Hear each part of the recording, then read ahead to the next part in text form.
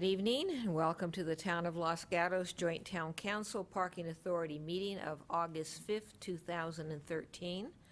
I'm going to ask everyone here in the audience to please silence their cell phones or put them on vibrate. Thank you very much. This will be a council discussion on the regulation of leaf blowers.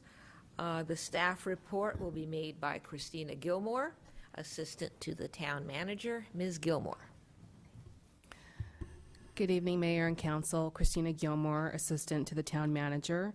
Before we start, I'd just like to bring notice to the Council that there is a desk item on this issue with 2 public comments that were received since Friday afternoon. The purpose of this evening's study session on leaf blowers is to provide the Council with information that reviews. Kim, you actually need to move your label in front of your computer.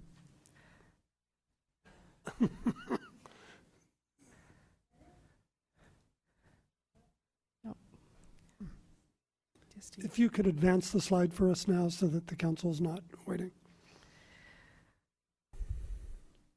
Thank you. Perfect. Thank you. Thank you. The purpose of this evening's study session on leaf blowers is to provide the Council with information that reviews the environmental and health concerns related to the operation of leaf blowers, to provide a survey of leaf blower regulations in Santa Clara County, to identify potential impacts that could arise if a leaf blower regulation were introduced, and to provide options for a leaf blower regulation for consideration. In July 2012, the town adopted a sustainability plan that measured the town's existing greenhouse gas emission inventory, identified greenhouse gas emission reduction targets, and established greenhouse gas reduction measures. The possible adoption of a leaf blower ordinance was identified as reduction measure RE4 under the renewable energy and low carbon fuels. The 3 most common complaints of those who are opposed to leaf blowers are noise pollution, particulate matter emissions, and carbon emissions. According to a California Air Resources Board report released in February 2000, the health effects from exposure to leaf blowers range from mild to serious depending upon the exposure time. Because exposure times were not available at the time that this report was written, the CARB study concluded that the health impacts from leaf blower use or exposure could not be conclusively determined. The report also states that potential noise and particulate matter impacts could be reduced by operators with the proper use of appropriate breathing and hearing equipment. In recent years, significant improvement has been made by manufacturers to introduce quieter leaf blowers to the market that are rated as low as 65 decibels or lower. Just so for a frame of reference, 65 decibels is equivalent to a normal conversation at 3 feet. A particulate matter study was completed by the San Joaquin Valley in 2006 that attempted to measure and analyze particulate matter emissions from leaf blowers. The study found that there was little difference in emission factors emitted per square meter of surface between blowing and vacuuming. Sweeping with the broom on concrete created significant particulate matter, whereas sweeping on asphalt did not. And raking leaves did not generate any significant amounts of particulate emissions. The Air Resources Board implemented Tier 2 regulations in 2000 to reduce smog-forming emissions from small off-road engines such as lawn, garden, or other maintenance utility equipment. The current regulations cut current emissions of hydrocarbons and oxides of nitrogen by 74% for handheld equipment. Based on this regulation, there are several manufacturers whose lawn and garden utility equipment, specifically leaf blowers, meets these standards with low polluting 2- and 4-stroke engines. Such examples of manufacturers who produce these types of leaf blowers are still Husqvarna, Fuji, and Honda. There are 2 programs in existence that focus on reducing air pollution from mobile sources such as leaf blowers. The first is the Bay Area Air Quality Management District Spare the Air program, which was established in 1991 to reduce air pollution and provide advance notice when air quality is forecast to be unhealthy. During the summer month, BACMed provides a list of actions that residents can take to reduce air pollution. These actions include driving less, taking public transit, carpooling, using a push lawnmower, and using a broom instead of a leaf blower.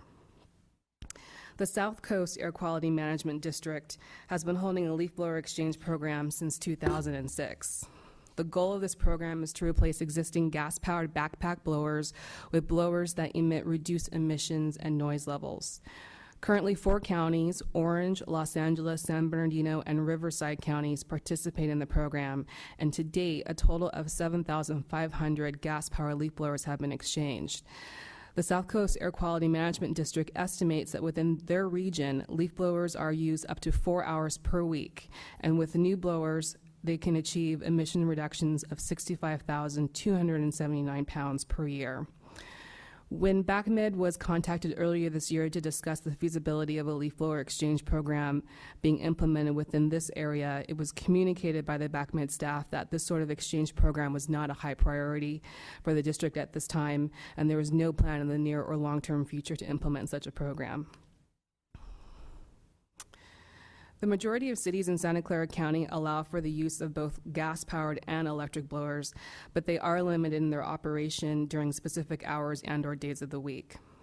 The town currently has an ordinance that restricts the use of electric or gas lawnmowers, leaf blowers, edge trimmers, hedge trimmers, and other similar equipment to the hours of 8 a.m. to 8 p.m. on weekdays and 9 a.m. to 7 p.m. weekends and holidays in residential or other noise-sensitive zones.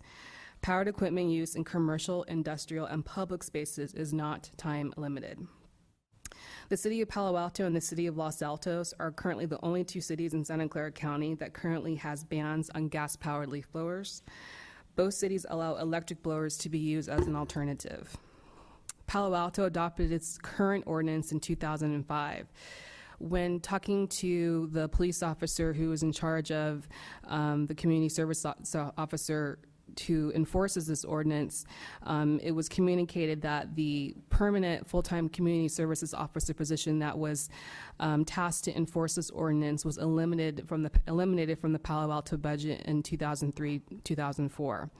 So the enforcement they currently have is not proactive as it was previously, and they do find the ordinance very difficult to enforce. When they had a permanent full-time community services officer to enforce the ordinance, often when they would respond to a violation, the party would have departed by the time the CSO had arrived, and it was often very challenging to get violators to pay the administrative fines that were issued. Los Altos adopted its leaf blower ordinance in 1991. Currently, Los Altos assigns a community service officer or has patrol officers respond to complaints, so they are complaint-based only. In talking to Los Altos staff, they did note that complaints are often difficult to enforce. The officers must see the violation happening in order for there to be enforcement.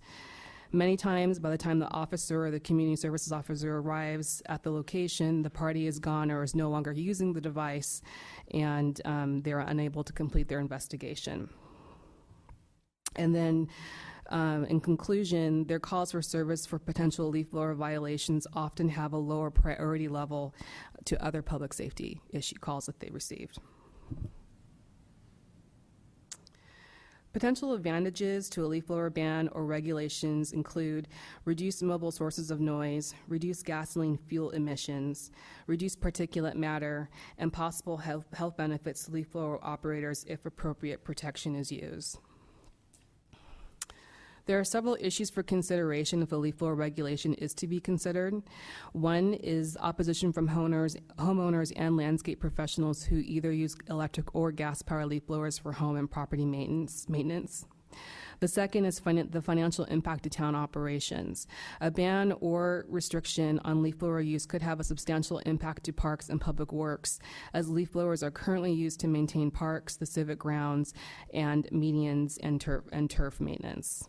And the third is enforcement. Proactive enforcement of a ban or restriction would incur additional costs and staff time to respond to complaints and bring violators into compliance. Staff seeks direction from council on possible next steps regarding the regulation of leaf blowers.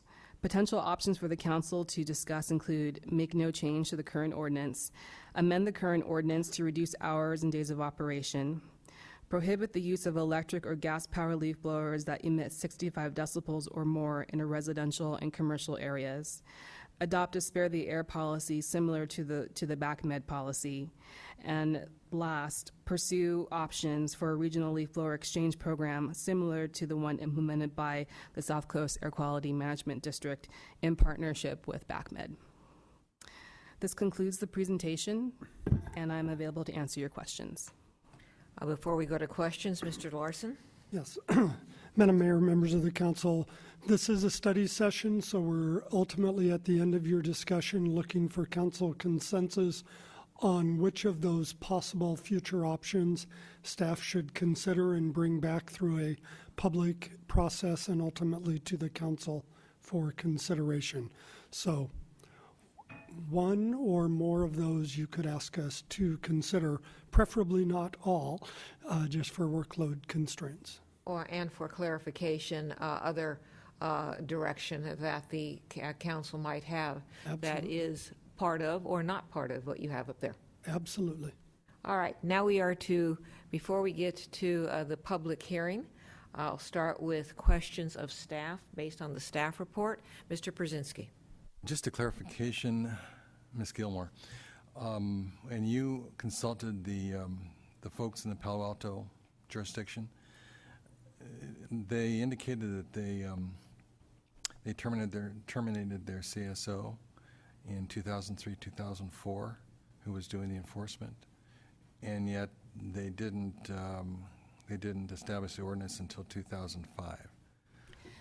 Just curious, was that data gathering on their part current, or was it theoretical? Yes, so I understand where the confusion comes in. The current ordinance that is currently on the books in the city of Palo Alto was established in 2005, the current ordinance. They had a previous ordinance that was established earlier than that. So when the 2005 ordinance was adopted, it amended the previous ordinance. So I believe their first pass of that ordinance went into effect in the late 90s. So this is an issue that Palo Alto has been grappling with for many years. Okay, and if I could follow up on that. Mr. Brzezinski.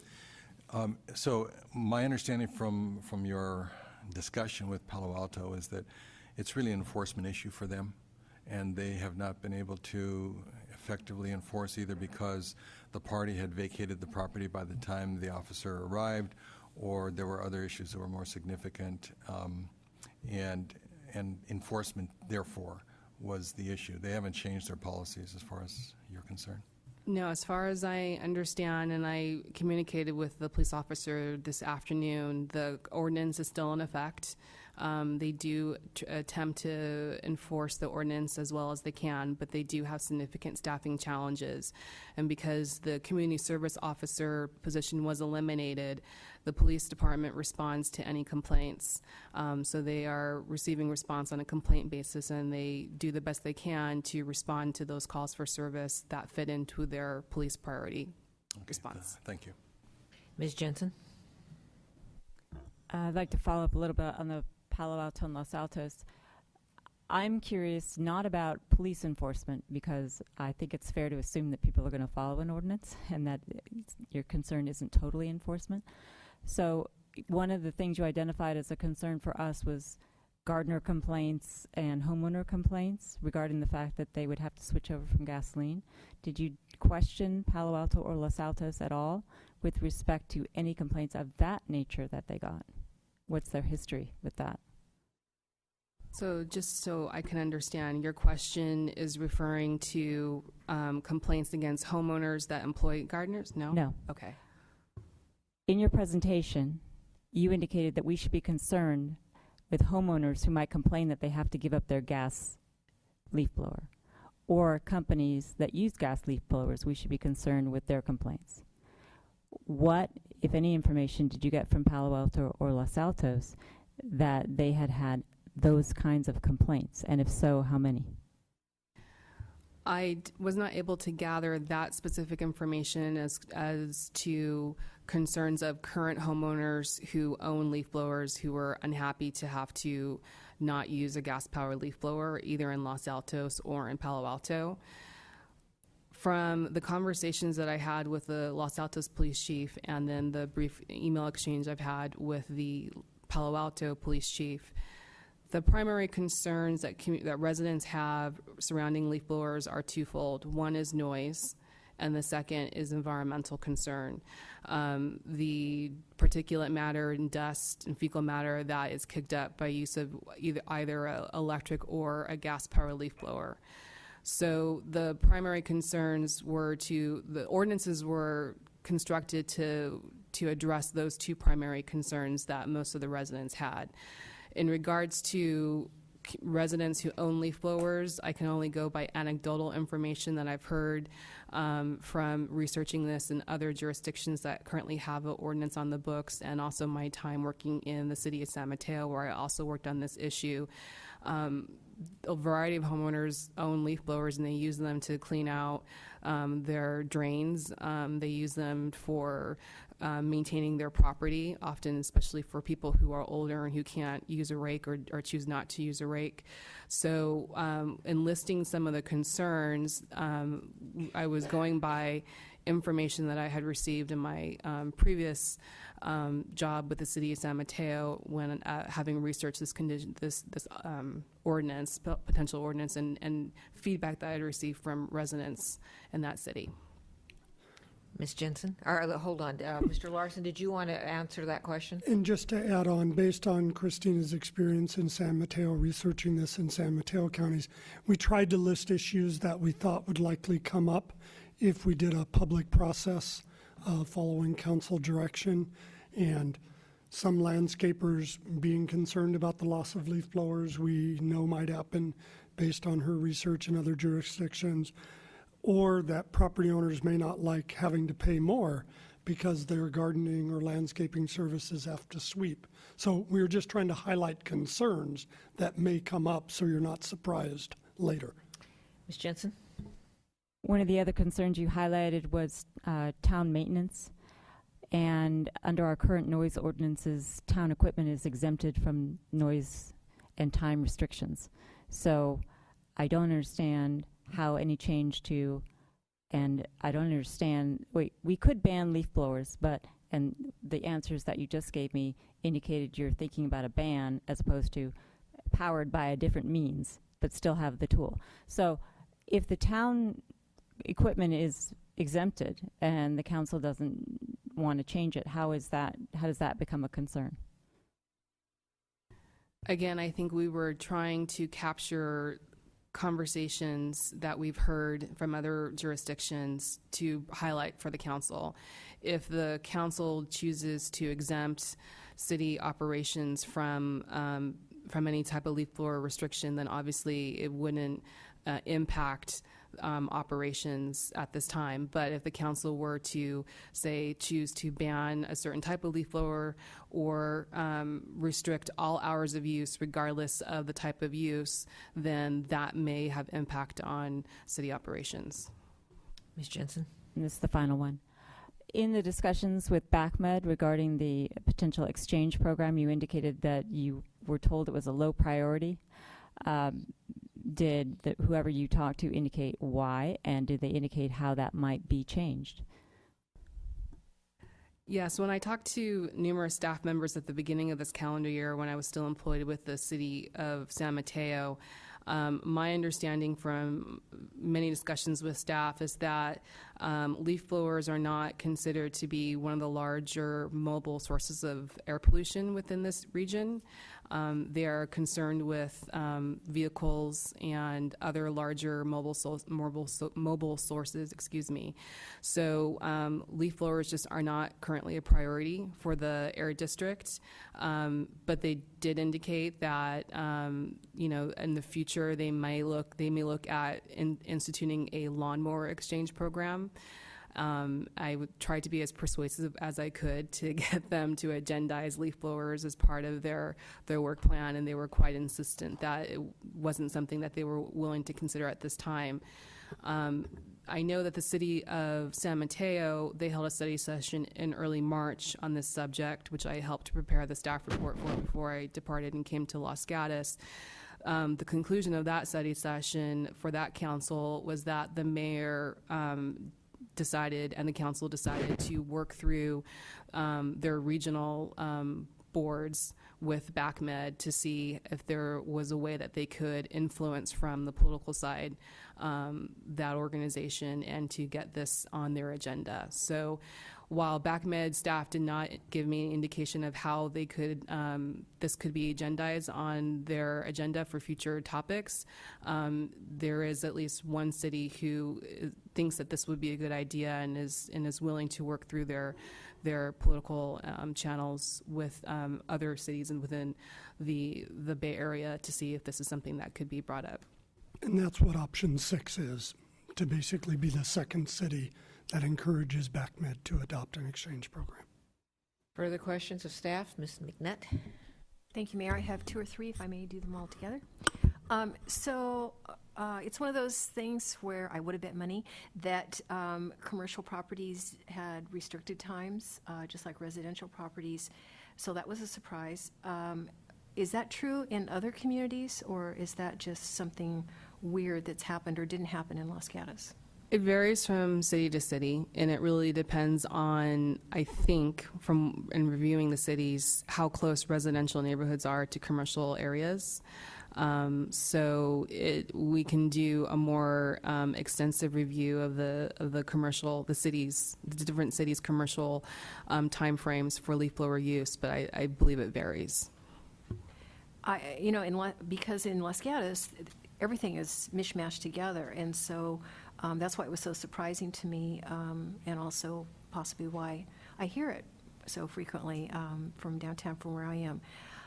In terms of the town, I was over in Oak Meadow this morning, and I was trying to picture them sweeping all those paths clear, and it just doesn't seem practical. But I could never see us doing an exception. We don't give ourselves an exception on anything else. We put ourselves through the same permit process. So I think it would not ever be a good thing for the town to say, you can't use this, but we can. We're special. So I don't know where we're going to go on this, but I just think that would be off the table. Do you know about how many complaints we get in Los Gatos about leaf blowers? I do not. I mean, do you just anecdotally have a sense of people calling very much? Or I'll look to Pamela as well, or Sandy, to add. In the 5.5 years I've been here, it seems to come in binges, that you see several letters and then nothing for a year and a half, then several letters or calls. Sandy or Pamela, any other experience? Yeah. I've dealt with no referrals that I can recall on leaf blowers. I have seen occasional emails and letters in my... Okay. Well, that kind of reflects what I experienced because of all the things I'm harassed about in the grocery store. That's usually not one of them. I can't remember if it was in here on what's the cost of the new model?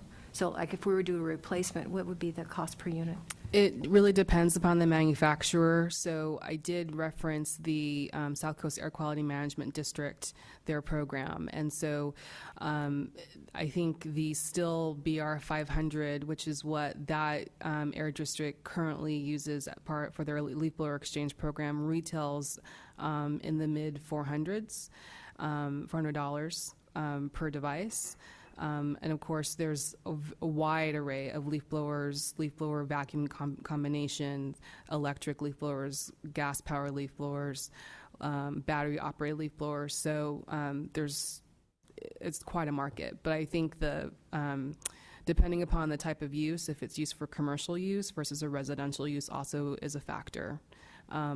Commercial leaf blowers are a little bit more powerful and therefore may be a higher cost factor than, a smaller, lower watt leaf blower that's used for a small home.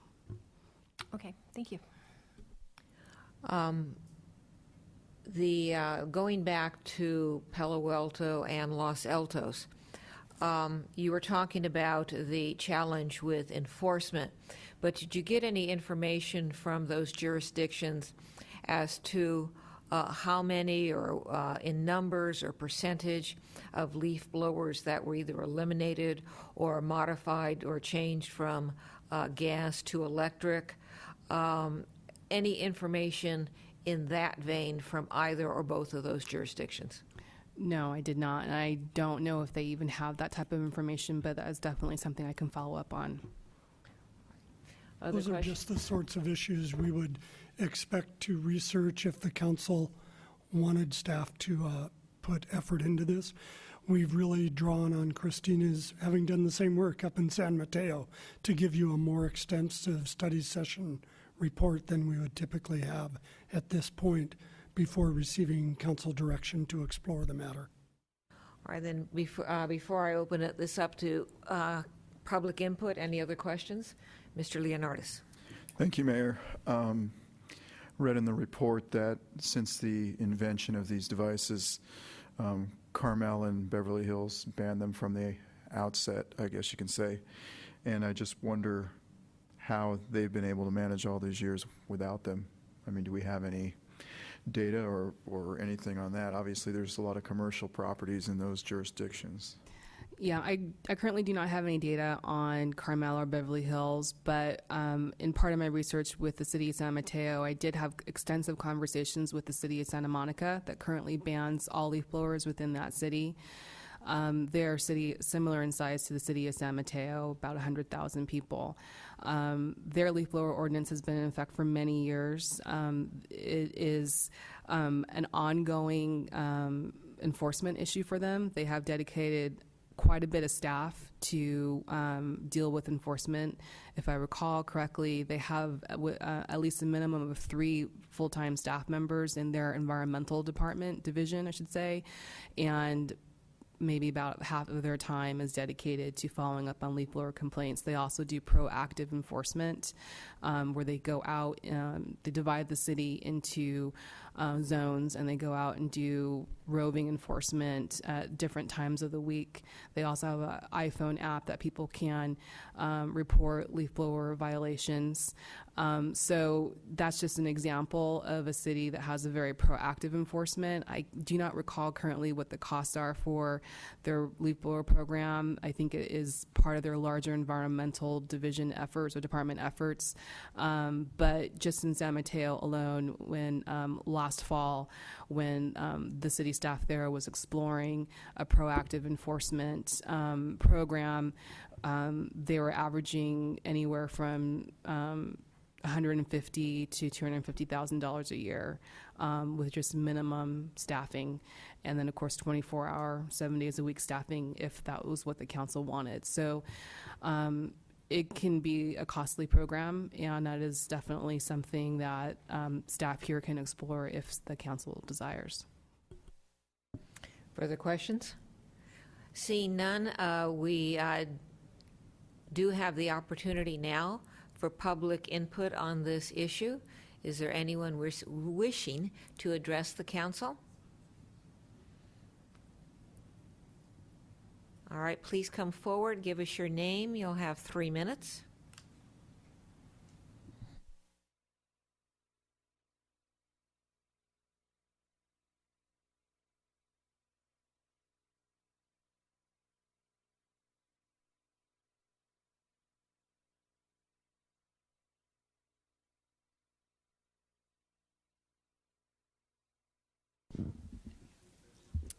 Lee Quintana. I'm sort of surprised that there's so few people here because leaf blowers are a topic that I hear people talking about all the time. I think it is an issue that is more than just an environmental issue in terms of gas. It's a noise issue. And if you spend any time consistently during the week in any one particular place, I will give my house as an example, the leaf blowers are constant or almost constant throughout the day. And, you know, it's not only disruptive and makes it difficult to go outside and relax and read a book, but as far as the health concerns go, noise is a cumulative impact, and the higher the noise volume and the longer time, the more that cumulative impact is. So I don't think this should be decided straight specifically on scientific data and decreasing in gas emissions, because we already know that this is, sort of a low apple from the tree that could have been picked before and wasn't. Is not going to make terribly much difference, but every little bit helps at this point. And I have never complained because I've never thought it would do any good, so I think the number of complaints that people get is not a good indication of how important the issue is. I was out of town, so maybe this was noticed in the newspaper, but the first I saw it was when I got the agenda. And in addition to that, one of the questions is cost of enforcement. Well, one suggestion might be to increase the business license to cover the cost of the enforcement. And another somewhat cynical comment I'm going to make is that the town has so many other ordinances that are unenforceable that we don't just delete. What would be the harm of adding this so that at a time when the town did have the resources to enforce it, it was already there and could be enforced? Questions? I have one more question. What is the difference in the noise levels of electric versus gas blowers? That's the Do you have question. anything else to add, Lee? All right, thank you very much. Seeing no one else coming forward, I'll close the public input portion of this hearing and look back to the council for direction. Ms. Jensen? Can I ask a question first to follow up on Ms. Quintana's question? Is there a difference between electric and gas in terms of noise? For decibel levels, yes and no. So there's a lot of leaf blowers on the market that rate at 65 decibels or lower. Those include electric and gas-powered leaf blowers. In January of this year, the San Mateo City Council held a leaf blower demonstration where we demonstrated multiple types of leaf blowers. We demonstrated leaf vacuums, electric blowers, gas blowers. The electric blower that was used was a Stihl BR500, I believe, and that was significantly quieter than the gas-powered blower that they had as a demonstration, and I don't recall what brand or manufacturer that gas-powered blower was. But the 65 decibel blowers are, while they are quieter, some would say that they're not as powerful. So for any commercial enterprise that is using a leaf blower to hardscape, say, a parking lot or a commercial property, a 65 decibel blower may not get the job done as quickly as they would like, and so they would want a blower that might be a little bit higher in decibels. So there's a range there, obviously, and I would have to do a little bit more research for the council to provide that data. But so the answer is a little ambiguous, and I apologize, but it really just depends on the type of a model and the type of manufacturer. Further questions? Looking for direction? Ms. Jensen? I'll just start out.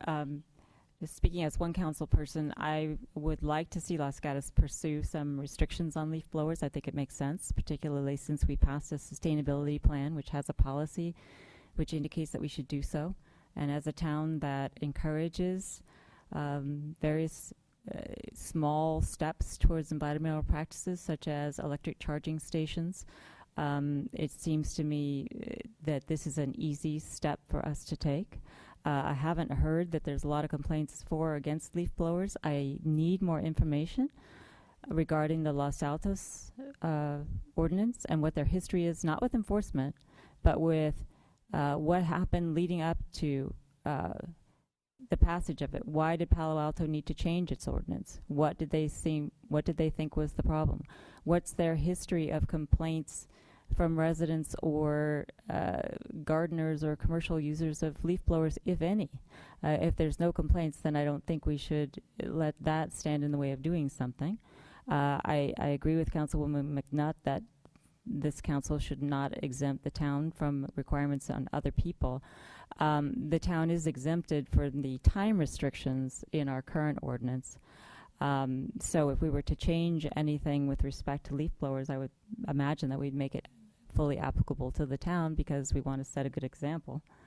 I would be curious about how and why and whether BACMed could be persuaded into an exchange program. I'd also be curious about whether that's something the town could undertake. I have no idea, but I'd be interested in that. I'd be interested in more information about the decibel levels and costs of different blowers. I'd also just anecdotally, in walking or riding a bike or doing whatever you want to do around town that's on a sidewalk, if somebody's got a leaf blower, you can't do it because you'll get stuff all over, and it makes a lot of our... I've been on the Creek Trail where there have been leaf blowers out, and it makes it very difficult to pass. So I think there needs to be some kind of timing restrictions that are reasonable. So I'm inclined to want to put some restrictions on, but I would ask for that kind of information that I've just summarized would be my feedback to the staff. Further discussions, Ms. McNutt? Thank you, Mayor. The ones that I'm most interested in are numbers 2 and number 5. So I do think that we should look at putting in some set hours on commercial properties, business properties, because they are so interspersed with residential in our community. And I think that would be very helpful, and I don't think it would be too onerous for anybody to have some, and I don't know right now what their behavior pattern is. I don't know how much we'd be asking them to change, but we could hear from them if we propose something. And having number 5 is the kind of the Spare the Air Day. I would like to kind of expand that into more education. I am not a fan of putting laws on the books that can't be enforced. And when you have a law that can't be enforced, and especially in this case where I'm guessing that 40 or 50% of, I'm making this up, so don't hold me to this, but 40 to 50% of the leaf blower use are by outside gardening, landscaping services that do come, and they're here for 15 or 20 minutes or a half an hour, depending on the size of the property, and then they're gone. That trying to locate them and persuade people who are possibly making less than minimum wage to spend $400 on a new piece of equipment is going to be very difficult to do. And so I would prefer to err on the side of focusing on, not err, but focus on the side of education and persuasion rather than setting up a carrot and stick where there's no stick and there's no carrot. So, what's the motivation for following the law? So, I would like to gently go into this area and not try to do something extravagant that really has no meaning and no impact and no change on people's behavior either in town or providers that are coming in from out of town. Further discussion? Mr. Brzezinski. Yes. First of all, thank you for the very thorough presentation, Ms. Gilmore. I was amazed that this much material has been generated by government about this topic. And it tells me pretty clearly that either some people have plenty of time on their hands at the Air Board or in some entity, but I don't need to have any more information about this. I'm not asking for more studies. I don't want you to spend any more time doing this, Ms. Gilmore. I think we've got a lot of issues we have to deal with in this town, and I think that the information that you've gathered is sufficient. As far as my concerns or interest in these other agencies that have adopted these ordinances, I agree with Ms. McNutt. I don't want to put anything on the book that is unenforceable. And I think it's really clear from my own inquiries of many of the people in other jurisdictions in our 15 city and town county governments, that the ordinance is there, but we pay lip service to enforcement. And I think it's because there are a lot of other things that we need to do that take our time, particularly in the area of enforcement. And I think that's the reason why the Air Board is not that interested. I don't think we're going to persuade the airport to be interested. I think the Air Board is looking at the bigger issues, the greater impacts, and this is not seen as a significant impact. Frankly, I don't think this is seen as a significant impact in our town. I think the reason why there is no one here other than Lee to speak to this issue is not that it wasn't noticed. I think it doesn't have that kind of power.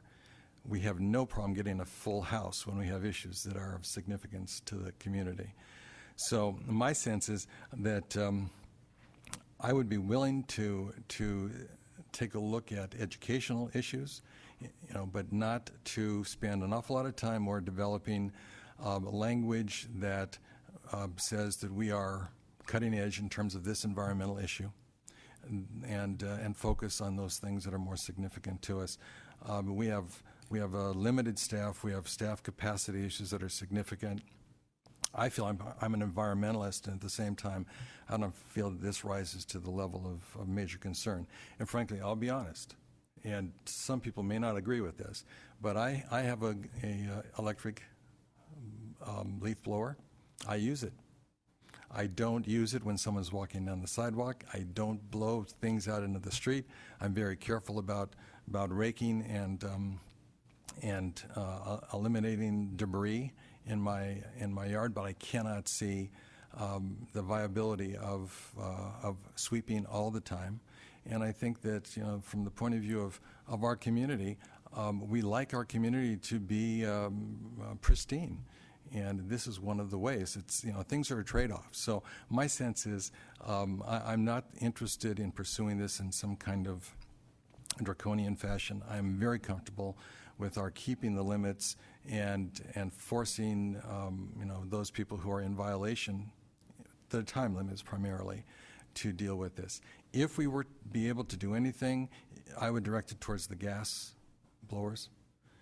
That to me would be something that we would perhaps pursue, but I don't want to take this to a level that is so significant that it forces us to do an awful lot more staff time on.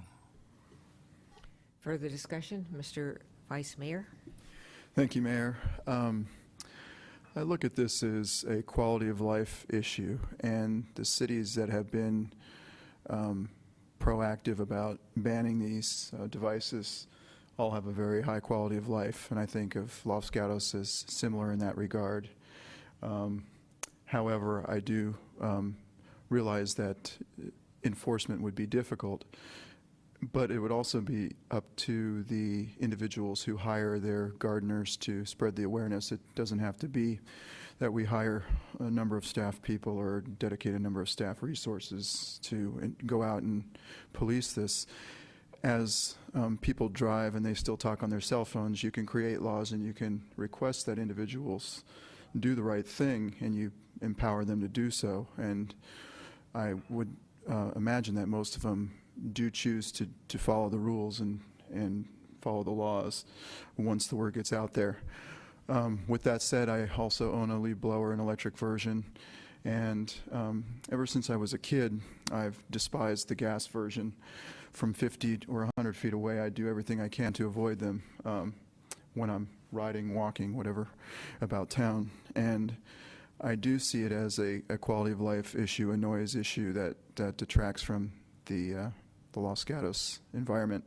And then there's a flip side. Of course, our community is nice and clean and tidy, which is also a quality of life, so it's a delicate balance.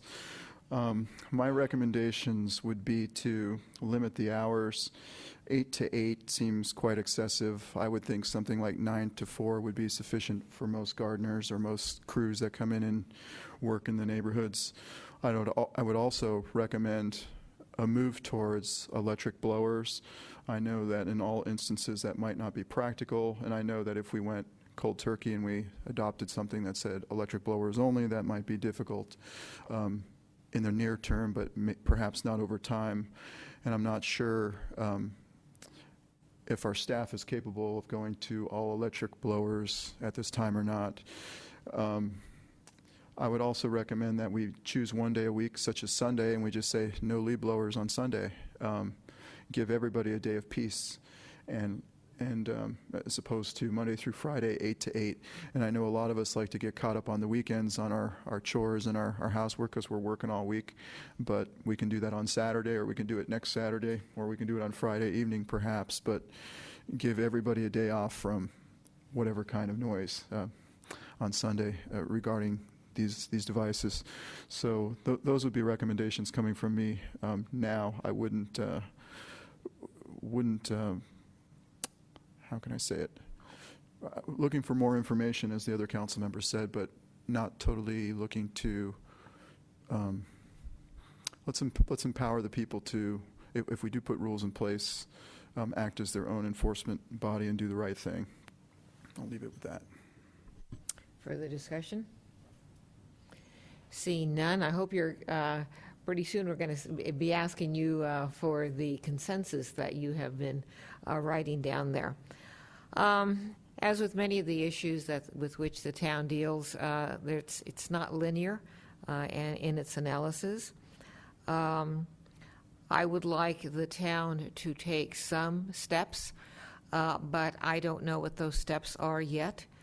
I agree with Ms. Jensen that I would like more information from Palo Alto, Los Altos,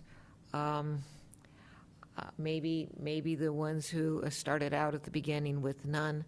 Not so much as to the problems or challenges of enforcement, but when they put these ordinances into effect, what information, if any, do they have on what its impact was?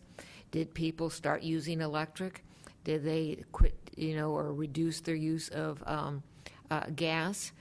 I would like the practical information from those jurisdictions. That would help me, as this one council person, to see what direction that I would support going forward. So that being said, Mr. Larson, do you have, first of all, any consensus? And secondly, if not, do you have questions that we can answer so that will lead to a consensus?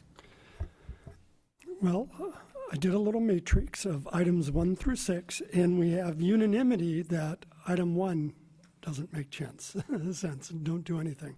Going to where there is consensus, the strongest one was on number 4, which is the prohibiting use of gas blowers. We have both the mayor and Councilwoman Jensen interested in exploring the Palo Alto and Los Altos models to see what voluntary compliance resulted when they implemented their programs, even though we know enforcement was challenging. Maybe there's some voluntary compliance. We had the vice mayor say if there were to be a regulation on leaf blowers, he saw it most likely being on gas blowers. And Councilmember Przinski saying not particularly interested in bans on leaf blowers, but if there were to be consideration, only on gas. So to the extent there seemed to be consensus, it was on number 4, with 4 council members expressing varying degrees of interest in that. The next one is number 2, to amend the current ordinance to reduce hours. And I heard a couple of comments regarding inclusion of commercial and or town properties in operation in some consideration there, as well as from the vice mayor, possibly some reduction of the hours or even days that they might be allowed. So that's kind of the one other place where there was a majority of the council that said some exploration is warranted. There was not a majority of the council that spoke to items 3, 5, or 6. 3 is the banning electric or gas that are higher than 65 decibels. And 4, 5 is the spare the air policy, which is actually a construct we developed here that we'd need to discuss with PACMed. And when they declare a spare the air day, could the town enforce a no leaf blower day? And so we'd piggyback on another process. All right, given the fact that we're winding our way through our next portion of our meeting, does any council person have any input to staff, to Mr. Larson? Seeing none, Mr. Larson, do you have anything? Yes. So with council consensus and our tabulation of comments and results, we will focus on the Palo Alto and Los Altos models, as well as the current ordinance and hours and days of operations and properties that should be included in that, and do our research there, probably do some public outreach to validate the concerns that have emerged in other communities to see if those are relevant here, and then bring it back for council direction and/or action. All right, thank you. Seeing none, this portion of the meeting is at end, and the regular council meeting will begin at 7 p.m.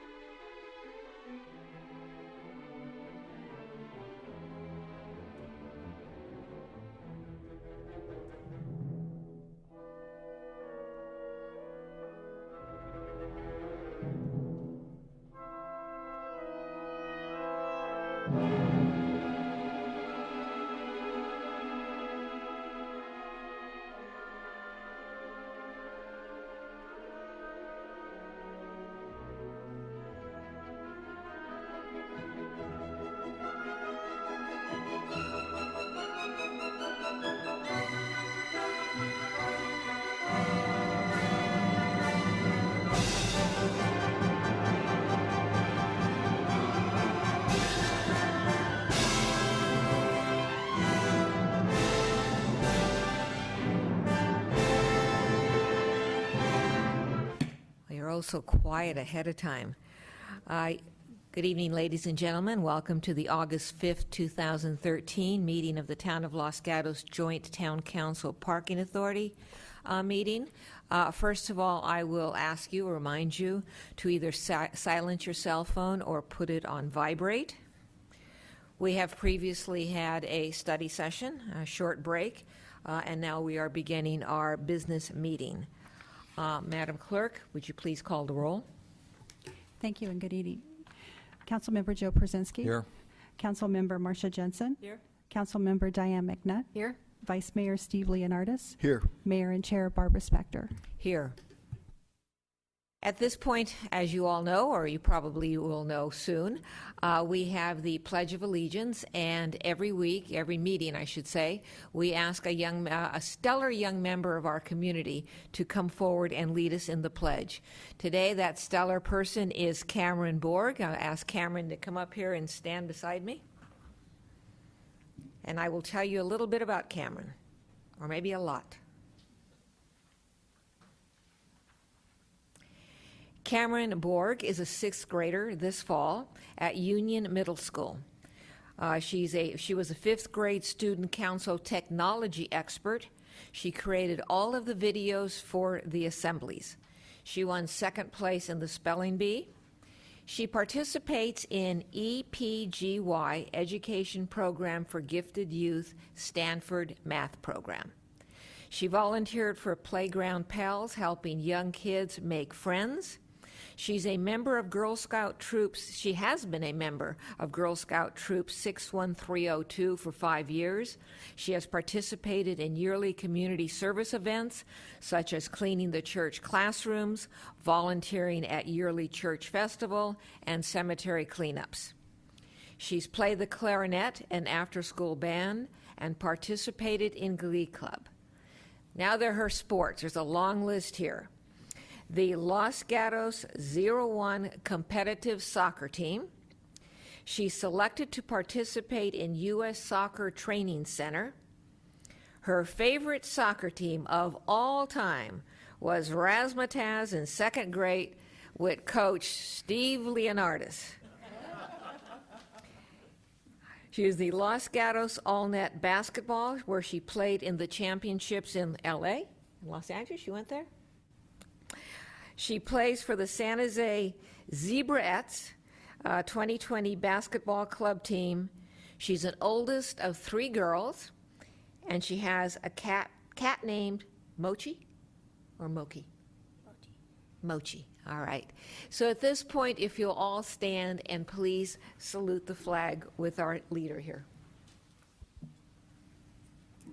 I pledge allegiance to the flag of the United States of America and to the republic for which it's founded, one nation, under God, indivisible, with liberty and justice for all. Let's give her a round of applause.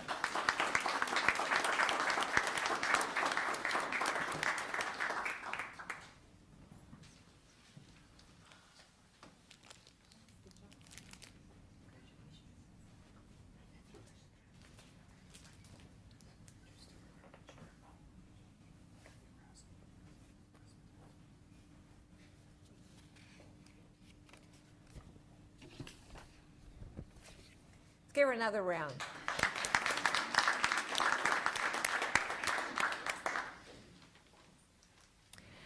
At this point, we have a presentation from the Tobacco-Free Coalition of Santa Clara County. I will invite Roger Kennedy and associates to come forward and join me. Up here or here?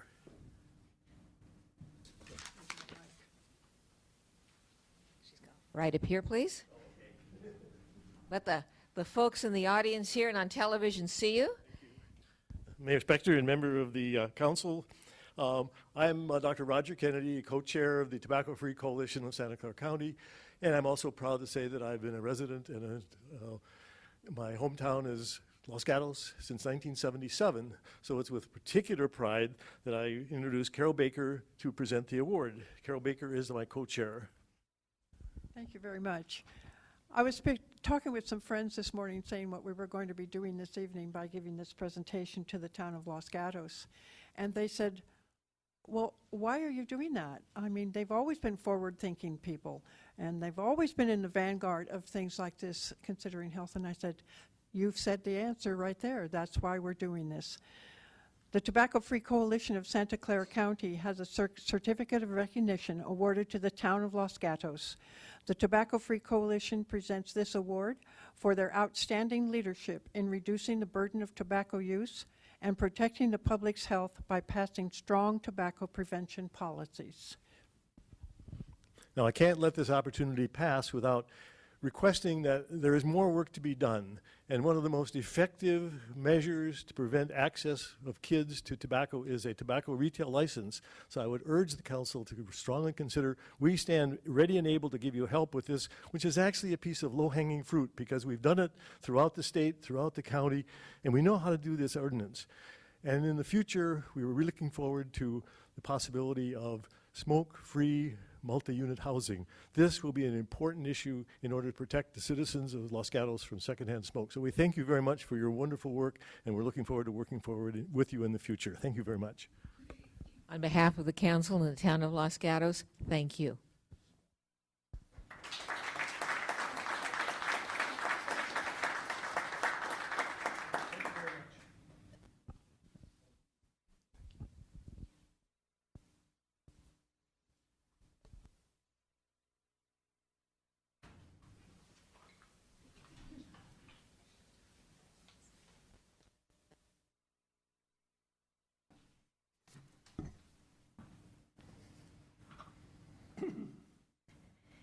And again, thank the organization very much for this recognition.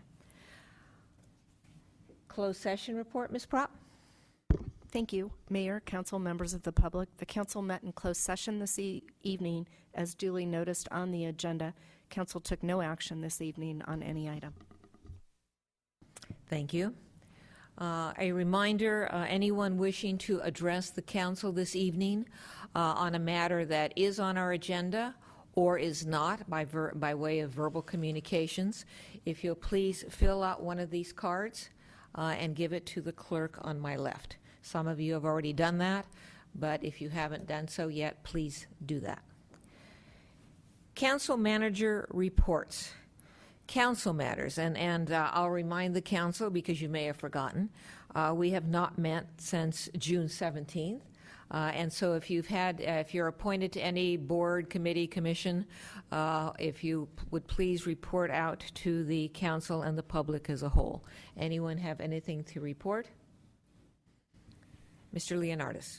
Thank you, Mayor Spector. During our break, I attended a meeting for the Santa Clara County Water District, and I have nothing substantial to report from that meeting, but I did attend a meeting. Anyone else? Mr. Brzezinski. Yes, in my role as chair of Valley Transportation Authority Board of Directors, we have been meeting during the month of July to select a slate of candidates for the new general manager, which will be appointed before the end of the year. Thank you. Anyone else? I attended and chaired a North 40 Advisory Committee meeting. And for the benefit of the council as a whole and the public, we are moving forward. We have a draft-specific plan, and the committee is moving forward in reviewing that plan. And also there has been a meeting, one or two meetings of the Policy Committee, where we are in the process of drafting policies or protocol for the public and for the council in the conduct of its public hearings. Mr. Manager. Mayor and council, a few items. With the resignation of Mazarine Vicaria, our deputy or our clerk administrator and deputy town attorney, we have with us, joining us tonight and through most of September, Kim Smith, our interim clerk administrator who previously served 18 years as clerk for the city of Cupertino before her retirement. And we're fortunate to have her experience helping us during this transition. A few items for the calendar coming up. First, we have reinstalled the new Arts in the Council Chambers. This is a retrospective of work by Peter Carter, who passed away earlier this year and is well known and beloved in the community. And this is also a handoff of the Art in the Council Chamber programs from the town, the Arts and Culture Commission, to the museums of Los Gatos, who we are in partnership with for their eventual operation of the Cultural Center in the old library space. So a reception honoring this exhibit, as well as recognizing both the museums and the town, is scheduled for Wednesday, September 4th at 6 p.m. here in the chambers. A few days later, on Sunday, September 8th, is the Taste of Los Gatos, which is the annual event for the Police Foundation, which provides one-time support for our police department serving both Los Gatos and Montecito, and is a fine event to sample the restaurants of Los Gatos. Last, we have just scheduled the Screen in the Green, which is our annual youth movie in Oak Meadow Park, for September 27th. And in consultation with the mayor, the movie for kids that night and adults will be Brave, a wonderful animation. That concludes staff's report tonight. Thank you, Mr. Larson, and I'm going to be coming back to you soon. The next item on our agenda is the consent calendar. The consent calendar are those items that will be acted upon in a single motion unless pulled from the agenda by our consent calendar by a member of the public or a member of the council. I will just note now that we have pulled already by virtue of cards in front of me, agenda item 1 by Lee Quintana, agenda item 3 by Jeff Lockridge. I should know it by now. And agenda item 5 by several individuals, but the person who specifically said that they were pulling it from the consent calendar was Bernie Williams. And so, is there anyone from the council that wishes to pull a matter from the consent calendar? Ms. Jensen? Madam Mayor, I actually have a question regarding item 9. We received a desk item which indicates that there's fairly substantial change to the action that's requested, so I'm wondering if that requires us to pull that item, or we can simply refer to the desk item in the consent calendar. When we get to the moment, if I may, Madam Mayor, to acting on the consent calendar, I'll introduce the desk items and the changes, so it's part of the public record. Thank you, and we are almost there. We just had so many things pulled. Does anyone from the council wish to pull anything further? Seeing none, does anyone from the public wish to pull any other item from the consent calendar? Before we go to a motion, Mr. Larson, would you please tell us what desk items we have on the consent calendar? Not only the consent calendar item, but briefly what they say. Great. Yes. The one item that remains on your consent calendar is item 9, which is the approval of the Parks and Public Works project for Hillside Road repair and resurfacing. We are not recommending any change in the contract approval. In fact, staff believes it's a very advantageous contract and the bidding was quite successful. Plus, we'd like to get the work done before it starts raining. So we're recommending the contract to go ahead. However, due to new information received just on Friday regarding the original planned source of funds, we are recommending that the funding source be changed from an anticipated OBAG grant, which is a One Bay Area grant coming through MTC, to instead the source of funding being the town street reconstruction project funds, which we have sufficient funds in that account to let the project go forward. Then our plan is, with the new regulations that were just released on Friday, we'll take likely Shannon Road, but that analysis is not complete, other street reconstruction projects that would have been funded, and use the grant funds for that. So the action remains the same before you, except to change the source of funding as indicated in the staff report. I will also mention, since a number of people pulled item number 5 from the consent calendar, that we did have a desk item submitted to you that I'll just reference more for the audience before we get to that matter, which includes both some public comment as well as notification to the council that the fee resolution that was included in that item setting the fee for a new firearms dealer permit is being postponed for further notice to the public and council, likely at one of your September meetings. but the recommended ordinance is before you for your second reading and second action. Thank you, Mr. Larson. Question of Mr. Larson? Seeing none, may I have a motion on the remaining consent calendar items? Mr. Leonardis. Thank you, Mayor Spector. Move to approve the consent calendar with the exceptions of items 1, 3, and 5, inclusive of the desk items. Ms. Jensen? All right, we have a motion and a second. Discussion. Hearing none, all in favor? Aye. Opposed? Passes unanimously. I'm going to call these consent calendar items in order. As I said before, the person who pulls it from the consent calendar will come forward and give us his or her reason for doing so. The first one is agenda item 1, approve council minutes of June 17th, 2013, was pulled by Lee Quintana. Ms. Quintana, you have 3 minutes. Thank you. Lee Quintana. I'm requesting that changes be made to the minutes to more accurately reflect the statements by the public during the June 17th meeting on the Albright PD. I have, I think you have gotten a copy of my suggested changes. They involve changes to the summary for myself, John Shepherdson, John Vanetta, and Ann Robertson, and in addition to one of the statements by Greg Larson, the town manager. And I can read those to you if you like, or you can read them yourself. But that is my request, that the minutes be modified to reflect this language. All right, thank you. Do we have questions for, yes, Ms. Jensen? Ms. Quintana, I'm looking at your written submission, and what you've put under Mr. Vanetta, it says, what does the 57% refer to? Is that your question, or is that something that you are saying that he said? That is my question of the summary, because it refers to 57% reduction, but it doesn't say of what. Okay. So his comment is not really understandable. Thank you. All right, thank you, Ms. Quintana. All right, so agenda item 1 has been pulled for the reasons as stated.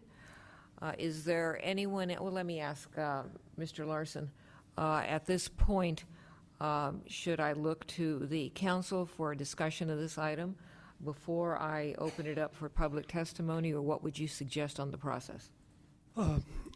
Assistant Town Manager Jacobs could respond to the 57% question. As for the recommended changes to the minutes, we don't believe they're necessary, as what the council typically approves is what in the industry is called summary minutes, and the full comments by the public and council are available on the town website and through the videotaped recordings of all council meetings. The comment attributed to me is accurate, but it is stated in the minutes later, so we didn't feel it was necessary to state both places. If the council were to proceed with these changes, I would also ask that my name be spelled correctly. All right, and are you suggesting that that Ms. Jacobs give her input at this point? Just to clarify what Mr. Vannatta's question was, I did go back and listen to it, and he was asking why the town charges 57% of the amount for road impact fees that other cities charge. Questions of staff? Ms. Jensen? Mr. Larson or Ms. Jacobs, is there any contention that the changes that Ms. Quintana is suggesting are not accurate? I don't believe staff has verified these recommended changes at this point in time.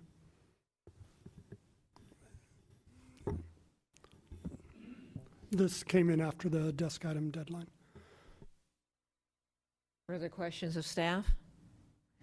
Seeing none, does anybody else wish to address us on this agenda item on the issue raised by Ms. Quintana? Seeing no one coming forward, I'll close the public input portion of this hearing and look to the council for a motion on agenda item 1. Mr. Brzezinski. Thank you, Madam Mayor. I think the clarification that Ms. Jacobs gave us regarding the Vanata comments could be included, so that the 57% is referenced to the roads issue. So as far as the motion, I will make a motion that that be included. I do believe that as I look at the extended insertion that Ms. Quintana is recommending versus what our summary statements are, I think the summary statements are more in keeping with our protocol regarding minutes, and so I would not recommend that we include that recommended extension of her comments. Again, the entire comment is available to our public should they choose to access it electronically. All right, we have a motion. Do I have a second? Ms. McNutt? I'll second. All right, and the motion is to approve with the modification of the addition regarding Mr. Van Natta as verbalized by Ms. Jacobs. Further discussion? Yes, Mr. Vice Mayor. Thank you, Mayor Spector. So just for clarification, if we were to vote in favor of the motion does not include the items submitted by Mrs. Quintana in the desk item, or do we include that as part of the motion inclusive of the desk item, I guess? As I understand the motion, it is not include all of the issues raised by Ms. Quintana, with the exception of expanding upon Mr. Van Natta's statement. Is that correct, Mr. Larson? That is how staff interpreted the motion. All right. Okay. Does that answer your question? Yes, thank you. Further discussion? Seeing none, all in favor? Aye. Opposed? No. Passes 4-1. Ms. Jensen voting no. We are now on agenda item 3, and that has been pulled by Mr. Loffridge, and I will ask him to come forward and tell us the basis for him pulling this from the consent calendar. My name is Jeff Lockridge. I'm requesting that we choose someone other than Mr. Brzezinski for this position, and do you want me to talk about it or not right now? Yes, this is your opportunity to Okay. explain why. Item number 3 on tonight's consent calendar involved appointing our town voting delegate for the League of California Cities annual conference in September. This brings up something that I had questioned several months ago regarding the town's representative to ABAG, MTC, VTA, and others. At that time, the suggestion that I made was to have our representative give some kind of report on what was going on from our town's perspective in regards to some of the major issues that all Northern California towns and cities are all having to deal with right now. I'm really not sure how we're being represented, as there seems to be no follow-up or reports about any of these recent development meetings. I attended the planned Bay Area meeting several weeks ago and was disappointed that our representative did not show up, so was not part of the vote. How do our town representatives gather information or opinions from the town citizens in order to represent us? Is this a town representation or is it a personal representation? I've never been personally asked how I feel about some of these important issues. I've also been unable to find anyone who knows enough about something as important as One Bay Area to even have an opinion on it. So how are we being represented? I thought it was normally the mayor who went to one of these meetings. If not the mayor, then maybe the vice mayor would be a good choice. I, for one, would suggest that we should be sending someone who is fairly new and responsive to the needs of the community and could benefit from exposure to all the state delegates. The town of Los Gatos has an opportunity to affect the outcome of some of these major issues, whether through active participation and discussion or by voting. Is the town being kept informed on what is being discussed or what is being voted on? Can someone please explain that process to me? Because I don't understand. Thank you. Before we turn it over to other folks who may want to address us on this issue, does the staff have any input? Yes, Mayor and Council, the speaker spoke to two issues. The one before you tonight and on your agenda is the appointment of your representative as the voting delegate at the League of California Cities annual conference. The business meeting will be on Friday the 20th. There are two matters being considered at that business meeting. Both of those resolutions were in your packet. One deals with funding for prioritization of water bonds for water conservation, groundwater recharge, and reuse of stormwater. And the other one is from the League's Public Safety Committee to work with the California Police Chiefs Association on the realignment underway at the state. So those are the two matters that will be addressed by your voting delegate at the League conference meeting on September 20th. We did not receive indication that any other council member was planning to attend the League meeting or available to serve as the delegate. That's why we didn't list an alternate. But typically we appoint every year at this time both a delegate and an alternate. And at this point in time, the only member of the town council or town staff that will be at that meeting is Councilman Joe Przynski. As to the broader issues raised, every December the mayor proposes and the council approves a set of appointments to all regional and town boards and commissions, such as the VTA Policy Committee and other bodies. And that's a council action that occurs every December. Thank you. Is there anyone else? Is there anyone else who wishes to address us on agenda item 3, specifically as to the issue raised by the individual who pulled it from the consent calendar? Seeing no one, I'll close the public portion of this hearing and turn to the council for comments or a motion. Mr. Przynski. I won't make a motion, but I do want to clarify. As far as that July meeting, I was in Europe at the time, and my alternate was at that meeting in my place. Do we have a motion? Ms. McNutt. Move approval of item 3. Do we have a second? Mr. Przynski. No, you're not Mr. Przynski. You're the Mr. Vice Mayor. Thank you, Mayor Spector. I'll second the motion. Discussion. Seeing none, all in favor? Aye. Opposed? Passes unanimously. All right, then there's agenda item 5 has been pulled from the consent calendar.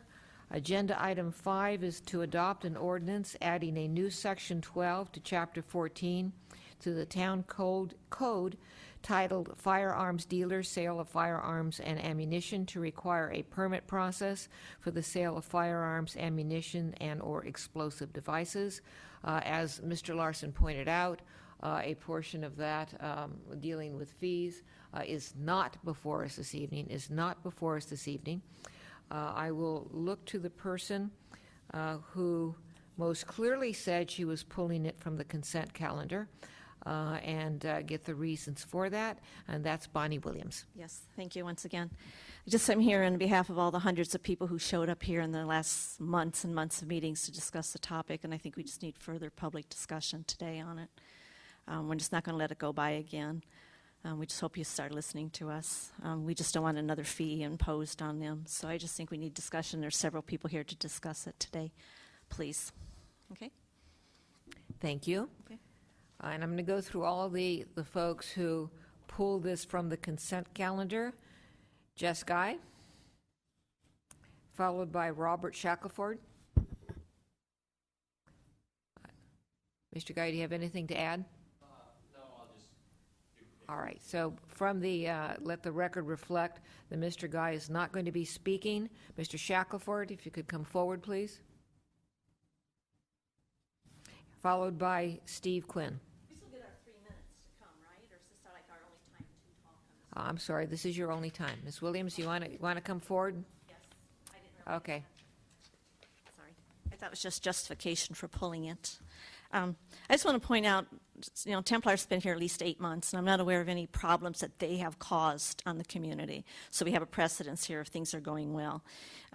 Anything where the issues in the beginning were people trying to do things against them, and I don't know if anything has been done against that half of the voting people in Los Gatos.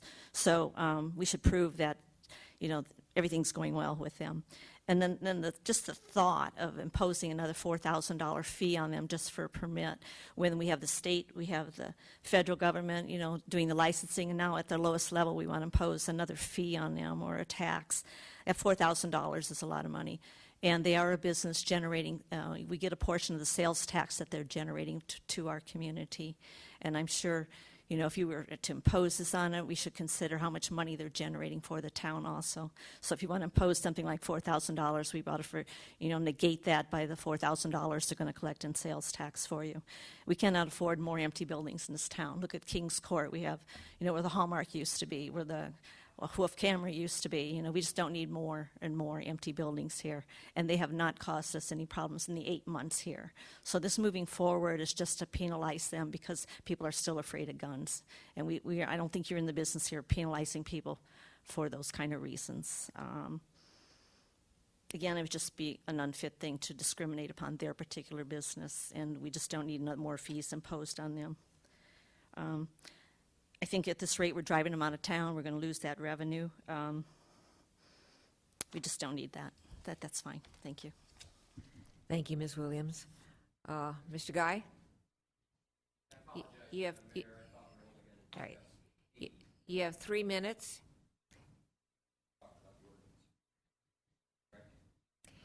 Well, it's so generalized right now, so you have 3 minutes to talk about Agenda Item 5. All right, thank you. I've read Jess Guy, 14275 Mulberry in Los Gatos. I read through the ordinance, and actually, as much as I hate to say it, for the most part, it is reasonable. However, there are some issues I have with it that I think are pretty serious.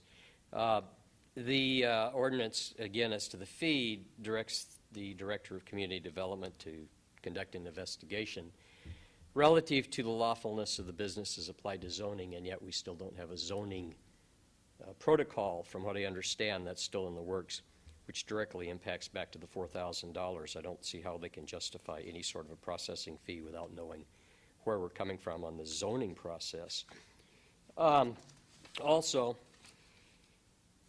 the proposed ordinance defines destructive device. It refers to 18 U.S. Code and the California Penal Code. And I'm sure that whoever drew this up is aware that both the California Penal Code and the federal code as to destructive device are not consistent with each other. There is a difference, especially as to firearms. And I don't think that they meant to have a definition of destructive device as a third definition as opposed to the state definition, the federal definition, and the town definition. So someone should look into that. The other aspect that bothered me was the definition of firearm in and of itself. It actually expands the definition as found under federal law, and it expands the definition as found under the California Penal Code. I think that area is preempted. I don't think it's legal for the state to, or for the town of Los Gatos to expand any definition of firearm. It's your law. If you pass it, that's what you'll live with. But there will be some issues down the road. Section 14.130020 requires a permit for infrequent sales or transfers of firearms or ammunition. However, there's no definition of infrequent. That makes that law both vague and arbitrary. It's a law that cannot be enforced, as Councilmember McNutt originally identified. You're also going to deny a permit for anyone employed in a firearms business who may have a conviction for any theft. That can impact a lot of juveniles who might have a shoplifting theft and 20 or 30 years later want to get a job in a store like this. That's okay. That doesn't conflict with state or federal law. It just seems to be a little bit overbroad. The $4,000 fee that was discussed earlier appears to be also required for renewal. I think that is somewhat superfluous. And 14.130 or 045 is duplicate of California Penal Code, so you're going to be redundant. Thank you. Thank you, sir. Robert Shackelford, followed by Steve Kwan.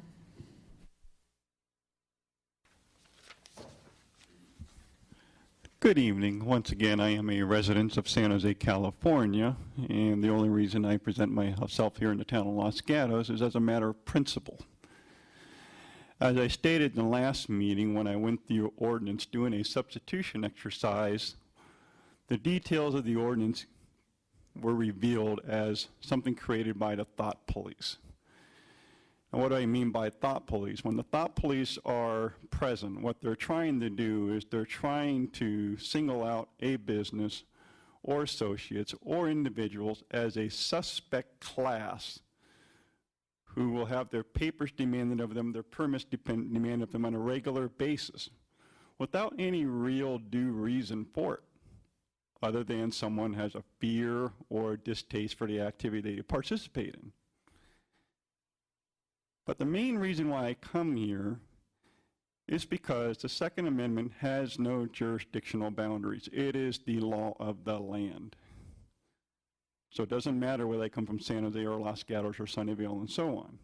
I am here to defend the rights at all levels, including economically, of those people whose rights are being infringed upon. That's why I'm here.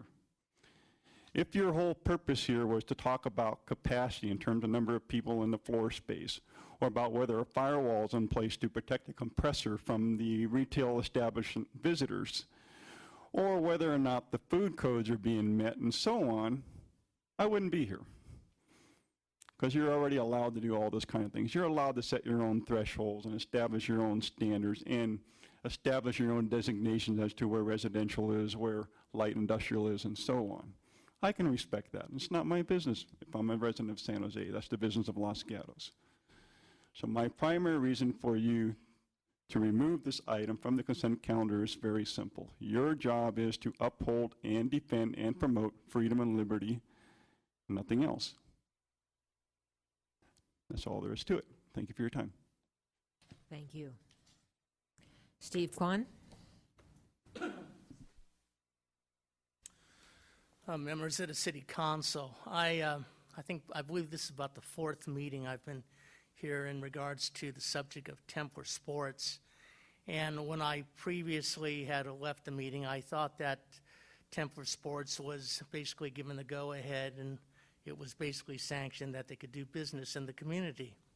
However, it seems like rather unfair to retroactively have them go through this vetting process about ammunition and so forth, and having them incur a $4,000 fee each year.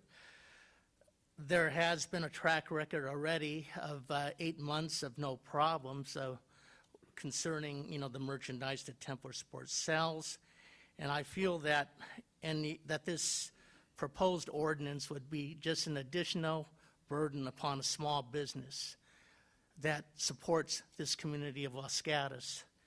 And as you know, small businesses are basically the engine that drives the American economy, so why put a further burden on Templer Sports? So I urge you not to support this ordinance that would cause Templer Sports to incur $4,000 a year. Thank you. Thank you. That's the last card I have on Agenda Item 5. Is there anybody else in the audience wishing to address us? Seeing no one coming forward, we'll close the public input portion of this hearing, and I'll look to the council for questions of staff, discussion, motion. Ms. Jensen. I'd like to make a motion that the council adopt the attached ordinance in our packet, which is new section 13 to chapter 14 of the town code, to require a regulatory permit process for the sales of firearms and ammunition. I will not address item 2 on our staff report indicating the fee. As I understand it, that's not before us and will be noticed for a new hearing. We have a motion. We have a second. Second. Motion by Ms. Jensen, seconded by Ms. McNutt. Discussion. Mr. Leonardis. Thank you, Mayor Spector. So We're not talking about the fee this evening whatsoever, so just to further clarify that, we will talk about that at a future time. Okay, thank you. That is correct. Further discussion? Seeing none, all in favor? Aye. Opposed? Passes unanimously. And Madam Mayor, if I can just clarify, given one public comment, that the matter before you tonight was a regulatory permitting process that was adopted by the council unanimously at the first hearing in June. It is not a land use matter and does not affect the land use determinations related to Templar or any other firearms store in Los Gatos. Thank you. All right, we're now at verbal communications. If anyone wants to address us on verbal communications, you'll have 3 minutes. Please submit a card. Several of you have. Natalie Ladd, if you'll please come forward, you'll have 3 minutes.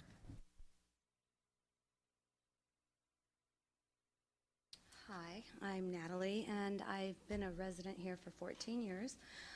I want to start out by thanking every single one of you on a matter that we brought to the council in 2006, 2007, when Bay Tree Apartments were Right, please, thank you. When Bay Tree Apartments requested to convert to condo, and all of you guys represented us tenants and stuck up for us, and I want to thank you very much for that. Since then, a lot of things have happened. The town has a rent control of 5%, and Bay Tree Apartments have found a loophole in the rent control ordinance. There is something in there called a pass-through clause, which enables the landlord to increase the rent above and beyond the 5% based on improvements that they made to the property. What they've done since the approval of the condo conversion, I have personally, in the last 4 years, have been given notice to increase my rent from 10 to 15% every year. I have gone to mediation 4 years in a row, and this is my second year I'm going to arbitration. Since then, every time they serve me with a notice to increase my rent, they don't give justification of how they came up with those costs. And what they do is they just give you an increase. You go to mediation. They still do not give you the breakdown. You have to go to arbitration in order to get the breakdown. And since I've gone to arbitration, I have found some of these prices to be dramatically inflated.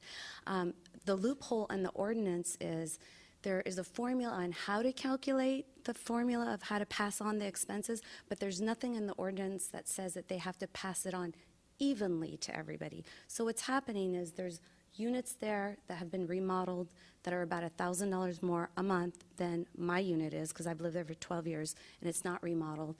And what they're doing is they're hitting the tenants with the non-remodeled units with these inflated increases.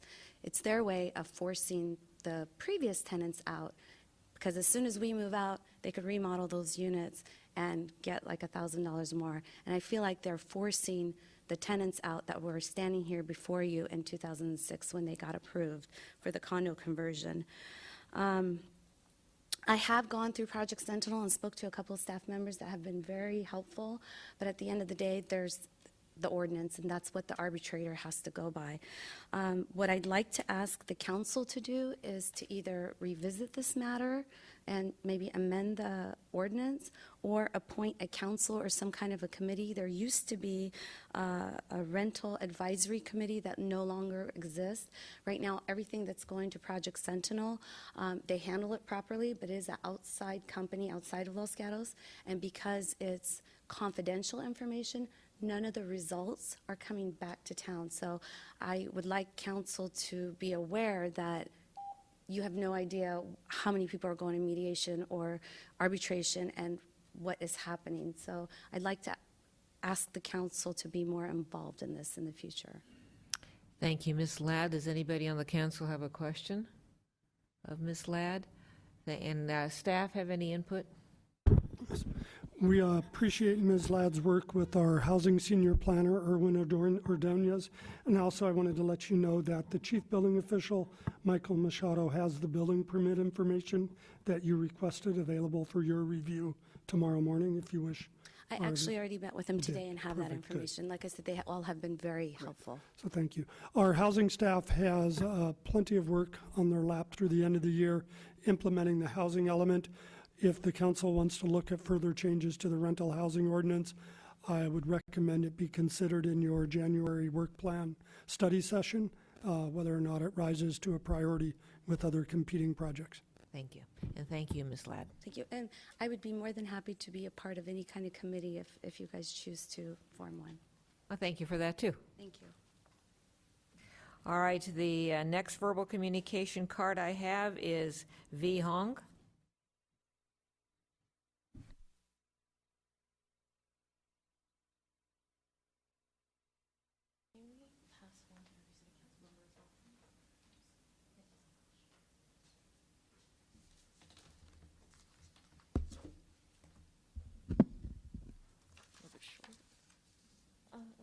Yeah, sure, okay.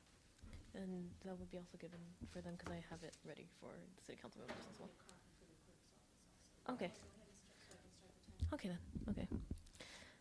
Okay, so hello City Council of Los Gatos. My name is V. Hong and I come to you from the city of San Jose. I'm a resident from San Jose and also part of the menthol and flavored tobacco regulation work group. Prevention Addiction Work Group under the larger Santa Clara County Public Health umbrella. You actually just received an award from us earlier this evening.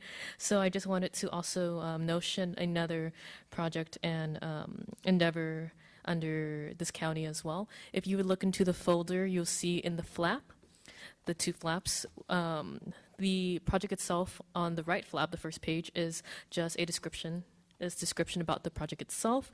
It is to prevent especially youth and young adult addiction with candy, menthol, and fruit flavors. Back in 2009, the FDA banned flavored cigarettes, with the exception of these menthol and flavoring candy tobacco products that you see on the left flap.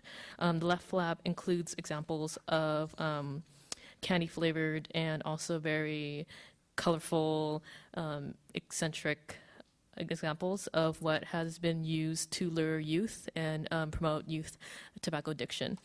So back onto the right flap, second page, you will see other Bay Area cities, counties, assemblies, senators, and also community-based organizations that have proposed a resolution, and that is a support letter to the Food and Drug Administration, the FDA, to urge the FDA to better regulate these products for the community, especially toward youth. Some examples include Saratoga this past June and also San Jose this past April. You'll also see assembly members such as Rich Gordon, Senator Ellen Corbett, and other assembly members and senators as well. So I just wanted to provide this folder for you all and to, as myself as a young adult, urge that the city of Los Gatos also join in creating a resolution because the deadline for public comment and our verbal communications for an upcoming agenda meeting in Sacramento in the capital of California will be on the 23rd. So that'll be the last date that we'll be submitting these resolutions. So I want to say thank you so much for your time, and hopefully we can motion on and make sure that the health of our youth and young adults and just also this community is a priority in just counties and communities across California. So thank you so much. Thank you. Thank you.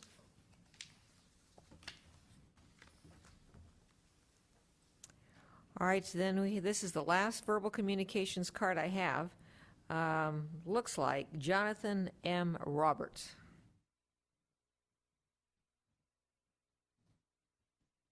If you want to speak to us under verbal communications, please submit a card. Mr. Roberts, you'll have 3 minutes. Hi, my name is Jonathan Roberts. I want to present an idea. I had this idea a few years ago. A friend of mine got me into European and other country or other areas graffiti art, and I wanted to spray paint or possibly do multiple color paint pictures of animated cartoon character cats on the yellow caution signs. There's like 18, 20 of them approximately, and was wondering if it was possible if I maybe do one that turns out to be really good and present it to you. You could get your approval to have that done instead of doing it illegal, because that would be the penalty and consequences for that are a bit absurd. Questions for Mr. Roberts? See none. Thank you, sir. Thank you. All right, I have no further cards on verbal communications, but if anyone would like to come forward No one coming forward, then we will close verbal communications and move on to public hearings. The first item on public hearings is agenda item 11, abatement of hazardous vegetation brush. Sub A, conduct public hearing to consider objections to hazardous vegetation brush. And sub B, consider objections and orders re hazardous vegetation abatement brush. I understand that staff report will be made by Kevin Rouhani. Mr. Rouhani. Mayor Spector, members of the council, as a part of the annual hazardous vegetation program back in May of this year, May 6th, Town Council passed a resolution declaring brush as a nuisance, a vegetation nuisance. And over the past few months, Santa Clara Fire Department, in conjunction with the town, has been working on abating with a number of properties the hazardous vegetation brush. This work has been completed. We have not received any objection, neither has the fire department. Tonight we have with us Deputy Fire Marshal Curtis Ruel, in case if there's any question. As a conclusion of your public hearing, if there's any objections, we would hear, but the staff recommendation is that any objection be overwritten by the council. This concludes our report. Questions for Mr. Rouhani? Seeing none, I have no cards, but this is a public hearing. Does anyone wish to address us on this matter? Seeing no one coming forward, I'll close the public input of this hearing and look to the council. Mr. Leonardis. Thank you, Mayor Spector. I move to overrule the objections and order the hazardous vegetation abatement. Second. Motion by Mr. Leonardis, seconded by Mr. Przinski. Discussion? Seeing none, all in favor? Aye. Opposed? Passes unanimously. Agenda item 12, abatement of hazardous vegetation weeds. Sub A, conduct public hearing to consider the report of the County Agricultural Commissioner's Office on the abatement of hazardous vegetation weeds for the 2012-13 season, and B, consider approval of said assessment report. Once again, Mr. Rouhani will be making the report for the staff. Mr. Rouhani. Yes, Madam Mayor, again, this is the second part of our hazardous vegetation weed. This program the council initiated last fall. Over the past many months, the County Agricultural Commissioner's Office has been working with a number of properties in Los Gatos to address the abatement of the weeds. This work has been completed. Tonight is the final assessment report from the County Agricultural Commissioner's Office for your review and approval. If you approve the expenses that the county contractor has informed, that will be put on a tax roll for those properties. That concludes the report. Thank you, Mr. Rouhani. Questions of Mr. Rouhani? Seeing none, this is a public hearing. I do not have a card, but does anyone wish to address us on this agenda item? Seeing no one coming forward, I'll close the public testimony portion of this hearing and look to the council. Mr. Leonardis. Thank you, Mayor Spector. I move to approve the assessment report as noted in attachment 1. Second. Motion by Mr. Leonardis, seconded by Mr. Przinski. Discussion? Seeing none, all in favor? Aye. Opposed? Passes unanimously. Agenda item 13.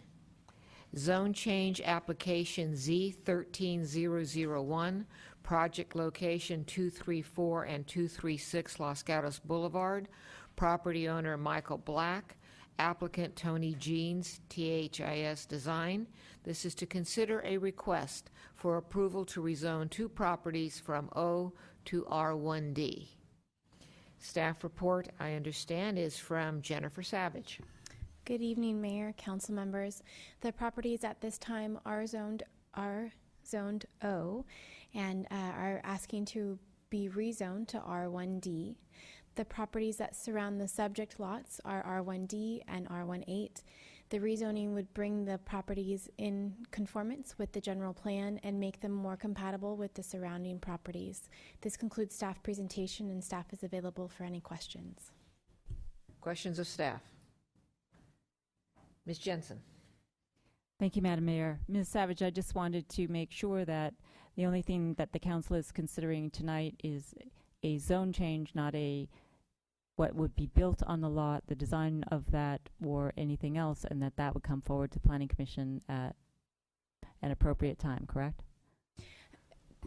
Only the zone changes under your consideration tonight. The design may or may not go to the Planning Commission. It does depend on the scope of the design. Further questions? All right, seeing none. I don't actually have a card on this. Maybe I do. I do. Michael Black. And this is the only card I have. If anyone else wants to address us, please submit a card. Mr. Black. Hi, Mayor and council members. Thank you very much for having me. I'm Michael Black, the applicant. I've read through the staff report, and we don't really have too many questions. We support their findings, and I'm really here to answer any questions you might have. Council, any questions? Seeing none, thank you, sir. Thank you very much. Does anyone else wish to address us on this item who has failed to submit a card? I see no one coming forward, and I'm going to assume, Mr. Black, that you don't want to rebut yourself. Is that correct? Okay, good. I will then close the public hearing or public testimony portion of the hearing and turn it to the council for a motion or discussion or questions. Mr. Leonardis. Thank you, Mayor Spector. I would like to move to adopt the required findings in Attachment 1 and approve the zone change, and then waive the reading of the zone change ordinance, and then introduce the ordinance to effectuate the zone change. And Mr. Larson, were you going to jump in and say anything? I would just recommend the clerk read the title prior to the vote. It's prior to the vote? All right. Given they were done all encompassed. We have a motion. Do I have a second? Mr. Brzezinski? Second with a clarification. Yes. Does this include the acceptance of the Planning Commission's minutes and recommendations as attachment Yes. to? Okay. All right, so we have a motion and a second. Before we go to a vote, I would ask the clerk to read the title. This is the first reading of the ordinance of the Town of Los Gatos amending the zoning map from O to R1D for properties located at 234 and 236 Los Gatos Boulevard. Discussion. Seeing none, all in favor? Aye. Opposed? Passes unanimously.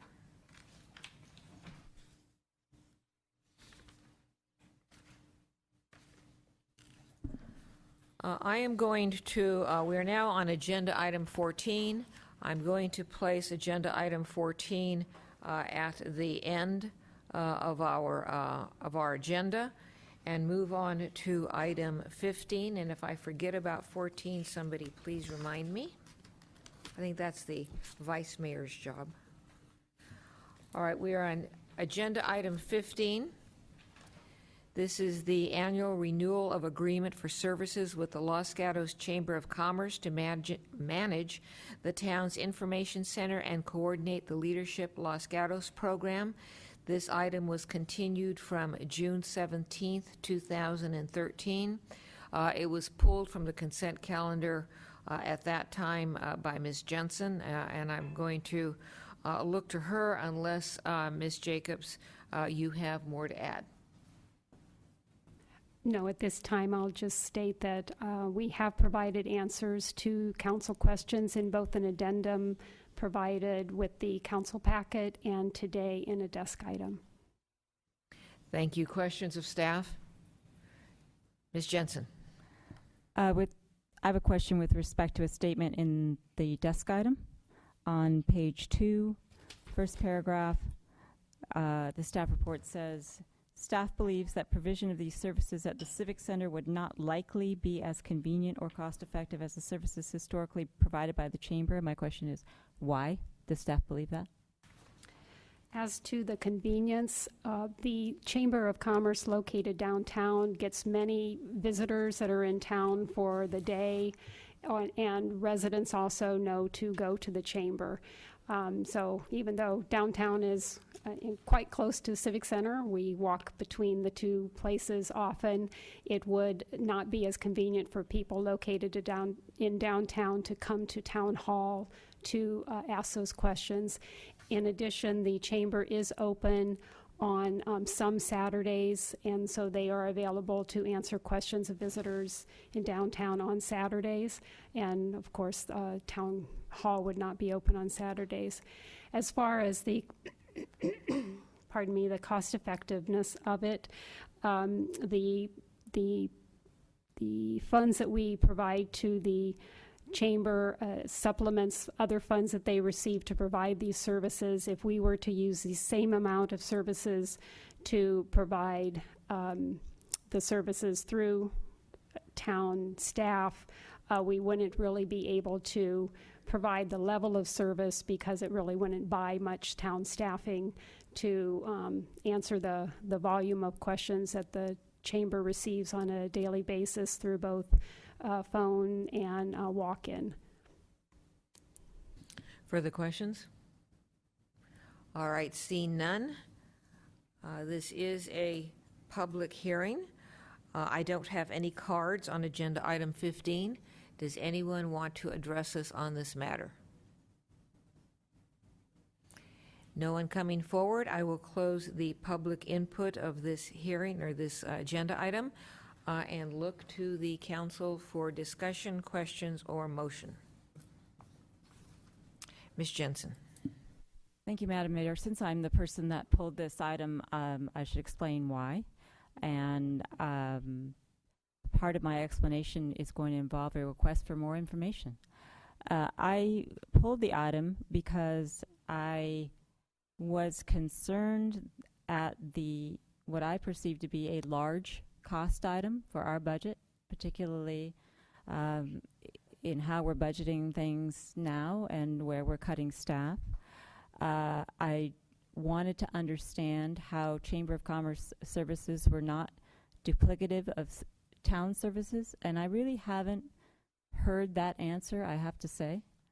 And I further wanted to know, what did our Economic Vitality Coordinator do? What did the Chamber do that couldn't be done by our Economic Vitality Coordinator? What services did the Chamber really provide? We got in our staff report an indication that there were maps, pamphlets, etc. I would be curious to see what those are. We haven't seen any exemplars. I know by going to the Chamber website, the map is a Google map. It refers to maps of a private company. If I go to the town website, I get referred to the chamber, but I also get a list of things that our Economic Vitality and Business Services will provide to businesses. So I wonder what the value of the dollar we're paying the chamber is. And I wonder if that could be better spent by making our Economic Vitality Coordinator a full-time person. I understand that things have been done the way they've been done for a while, but I don't know why we should continue that without getting an examination of actually the cost benefit to the town, because I haven't really seen specifics of how that would work. With respect to Leadership Los Gatos, I think that's a great program. I think that when the presentations are done, they're done primarily by staff people. So I'm wondering what the value add of the $10,000 to the chamber is on that. I don't have those answers. I'm not saying that I want to cut off funding for the chamber. I'm just saying I want the chamber or the town to tell me why that's something that I should be happy about spending, given that I know that we have an Economic Vitality Coordinator. All right, I think that was a question of staff. Yes, I'll try to provide some additional information regarding the services that the chamber provides versus what our Economic Vitality Coordinator provides. They are quite different. Our Economic Vitality Coordinator is focused on providing assistance to businesses, either ones that are already located here wanting to expand, ones that aren't located here and are interested in doing so, and as part of doing that, works with the brokerage community to make matches, provides resource referrals for the business community, coordinates mayoral business outreach meetings. So it is focused on the business community in general. the services that we get from the chamber through this agreement aren't really focused on businesses. Their member services that they provide from their membership dues are, of course, business related, but what they do for the town is really not. It really is focused on the visitors, the residents, the new residents. Somebody interested in having a wedding in Los Gatos, and they're going to the chamber to get a list of photographers and caterers and locations for their wedding in Los Gatos, and those are not services that the town provides, and nor would it be best for the town to provide those, as those aren't our core services, or core service, but they are important to be provided to visitors and residents. And the dollar value of $35,000 for them to provide the information center that they also have other funds contributed towards would not be enough for us if we wanted to take on those services, which again aren't really core services for the town. And if we've even doubled the economic vitality position, it would cost more than $35,000, or if we hired another person, that would be not enough to cover that. As far as Leadership Los Gatos, there is quite a bit of effort involved in doing the recruitment for Leadership Los Gatos, managing that process, and doing the coordination of all the programs, as well as the logistics. And that's what we're paying them, the $10,000 coordination fee. The other $5,000 of that it includes town staff going through the program, as well as any costs associated, up to $3,000 associated with the meals and such that aren't covered by the it's called not the membership, the registration that the individuals pay. So there is quite a bit of work connected with that is outside the actual session where somebody is sharing information about the town and its services. Further questions? Ms. McNutt. Thank you, Mayor. I do need to disclose that my business is a member of the chamber. I'm not sure if there are other people on the dais who are also a member of the chamber, but I have nothing to do with the running of the organization. I am, over the last dozen years, 11 years as a council member, and then before that as a member of the chamber, very familiar with what it is that they do, and I can understand coming in new how it's good to ask questions because you're not familiar with it. But I do believe that the value that we the town get from the chamber is a lot more than the money that we put in. I can tell you that in 2000, when I was president of the chamber, back in the day, we tallied at that time that the chamber was receiving 450 calls a month of general inquiry, and about 50% of those calls were from Los Gatos residents.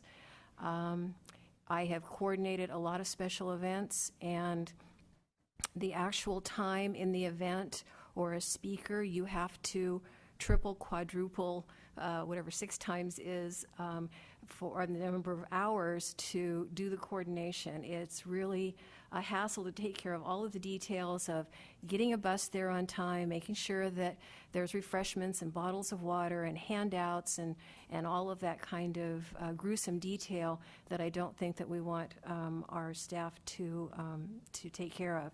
So what I would suggest is, because this is so late in the game for this fiscal year, that we go ahead and approve the contract, and then the council members who want to do some background catch-up homework and get more familiar with the chamber do that over the coming months. And I'm sure the chamber director is here today, that she would love to have council members come down and staff the phones for a while, or answer the people who wander in and hear the interesting questions that they come up with, and just kind of experience what that information center is all about. So given that, I'll go ahead and make a motion to renew that contract with the chamber that is outlined in our agenda item number 15. Second. All right, we have a motion and a second. Discussion. Mr. Brzezinski. Yes, I'm I'm very comfortable with the services provided by the Chamber. I remember when I first came on council in 1998, we did not have a very strong chamber. It was in its growth process. I think that it has definitely evolved significantly under leadership since that time. And I visit the chamber offices frequently, so I'm very familiar with the materials that are available. They go way beyond Google Maps. It has everything to do with the kind of presence in the community that the chamber represents. And I do think, from my own interactions with my compatriots in the community, that they feel the chamber is very effective in delivering service. I think considered one of the best chambers in the valley at this point in time, a model chamber. And I think that, once upon a time there was kind of an attitude that, well, we have to ignore business because we're all, it's this business folks don't vote. I actually heard that as a direct quote from a previous person who was on council once upon a time. But that was the residuals of a period of time when there was really an anti-business orientation. And that has long since passed appropriately. And I think what we've got now is a really good working relationship with the Chamber of Commerce, our business community, and our neighborhoods, and they all seem to work really well together. I applaud the Chamber for its role in that.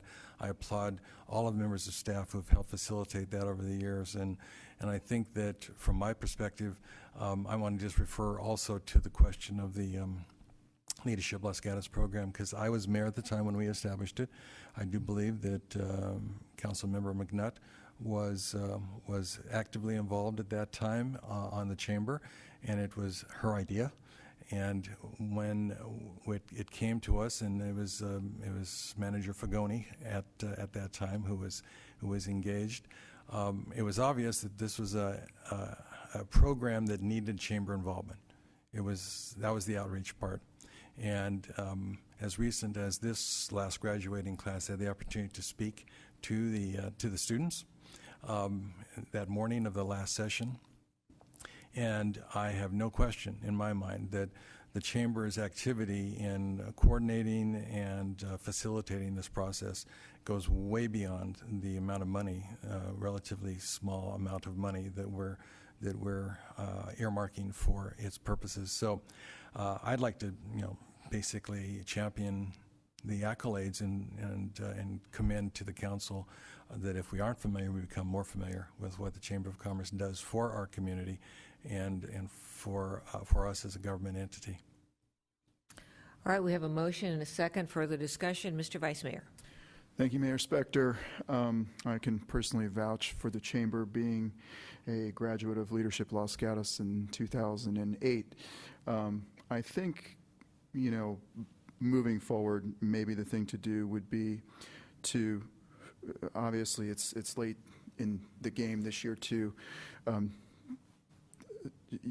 look at a $50,000 line item and question it, but perhaps going forward next year, we can compare the way other cities function and how their chambers are funded and how much funding they get per capita for their chambers. And I know that may not be relevant to the value we receive from our chamber per se, but it would be interesting information-wise for at least myself to know what other jurisdictions are contributing to their chambers and moving forward. So I'll be supporting the motion because I believe in the value that we're receiving, but I also would like, moving forward, to see more information in the future about the actual comparisons in other jurisdictions.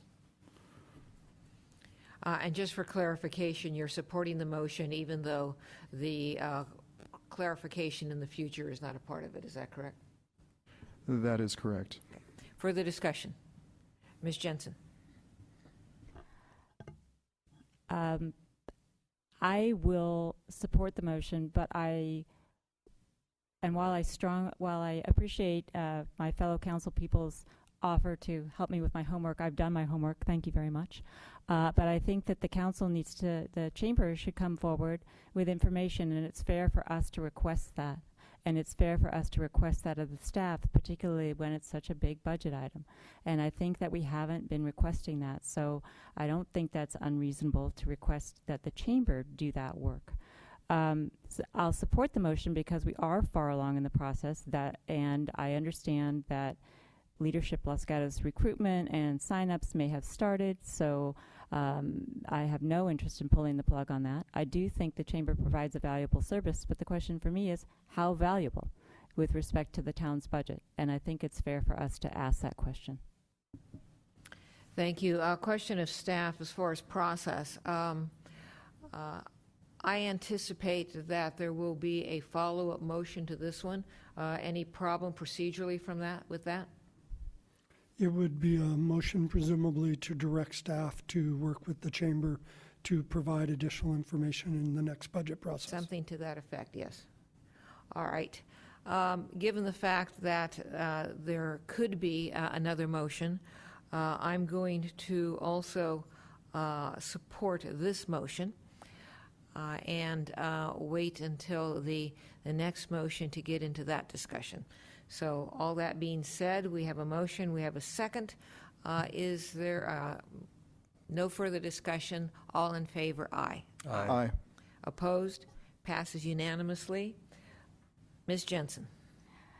And on cue, I'd like to adopt the language Mr. Larson just gave me for the additional motion to request that staff work with the chamber to provide that information that I've outlined, and additional information regarding cost for the town to take over those services, value that the services the chamber provides actually have, so we can put some kind of dollar amount when we consider our budgeting item next year. So my motion is to have staff both coordinate with chamber and for staff to return that information in addition to other financial analysis that we might need to properly and fully decide whether or not the amounts are correct that we're using, and Mr. Leonard's suggestion of examining practices in other jurisdictions. I would also like to add to that. So that would be my motion for our next budget session. Have a motion. Do we have a second? Mr. Leonardis? I'll second that. I just want a clarification that this would be the 2014-2015 budget. Yes, I was going to ask clarification along the same line because our actual next budget session will be the first quarter budget review in December, and I meant, and I probably didn't say it, for the 14-15 budget, which would come to you in May. That's what I intended. All right, we have a motion and a second. I'll be supporting the motion. I also understand that this item was included in the town's budget. Maybe we need to think about having contracts before the budget. And I also understand that the chamber may have gone forward on the assumption that this was an approved item, and so maybe the chamber needs to think that through also. So I would suggest to both the town and the chamber that we get our timing better. And as was said in the making of this motion, I'll be looking, it could very well be that this 35,000 and this 15,000 are perfect numbers or inexpensive numbers, but the point is I don't know, and it's information that I would like to have and know. Further discussion. Mr. Brzezinski. And I'm assuming I'm going to support the motion because I think more information is better than less. I'm not skeptical, but I do believe that it's essential for us to do our due diligence. And we actually may be surprised to find out that we're underpaying. And that's one of the potential consequences that this kind of an analysis might show. And I would recommend, therefore, that as we do this analysis going forward to 14-15, that we keep an open mind to the possibilities that it could be over or under. Ms. McNutt. Thank you, Mayor. I also will be supporting the motion as long as staff can reassure me that it's not going to take up $35,000 worth of staff time to produce, a 50-page report on the analysis of this on a $30 million budget. Can you reassure me on that? Oh, $5,000. Thank you. And a further thing is that when this item is quantified for the next budget cycle, not only quantifying it, but giving thought to what, if any, portions can be brought in-house. So that's it. Anybody else? Seeing no one, have a vote. All in favor? Aye. Aye. Opposed? Passes unanimously.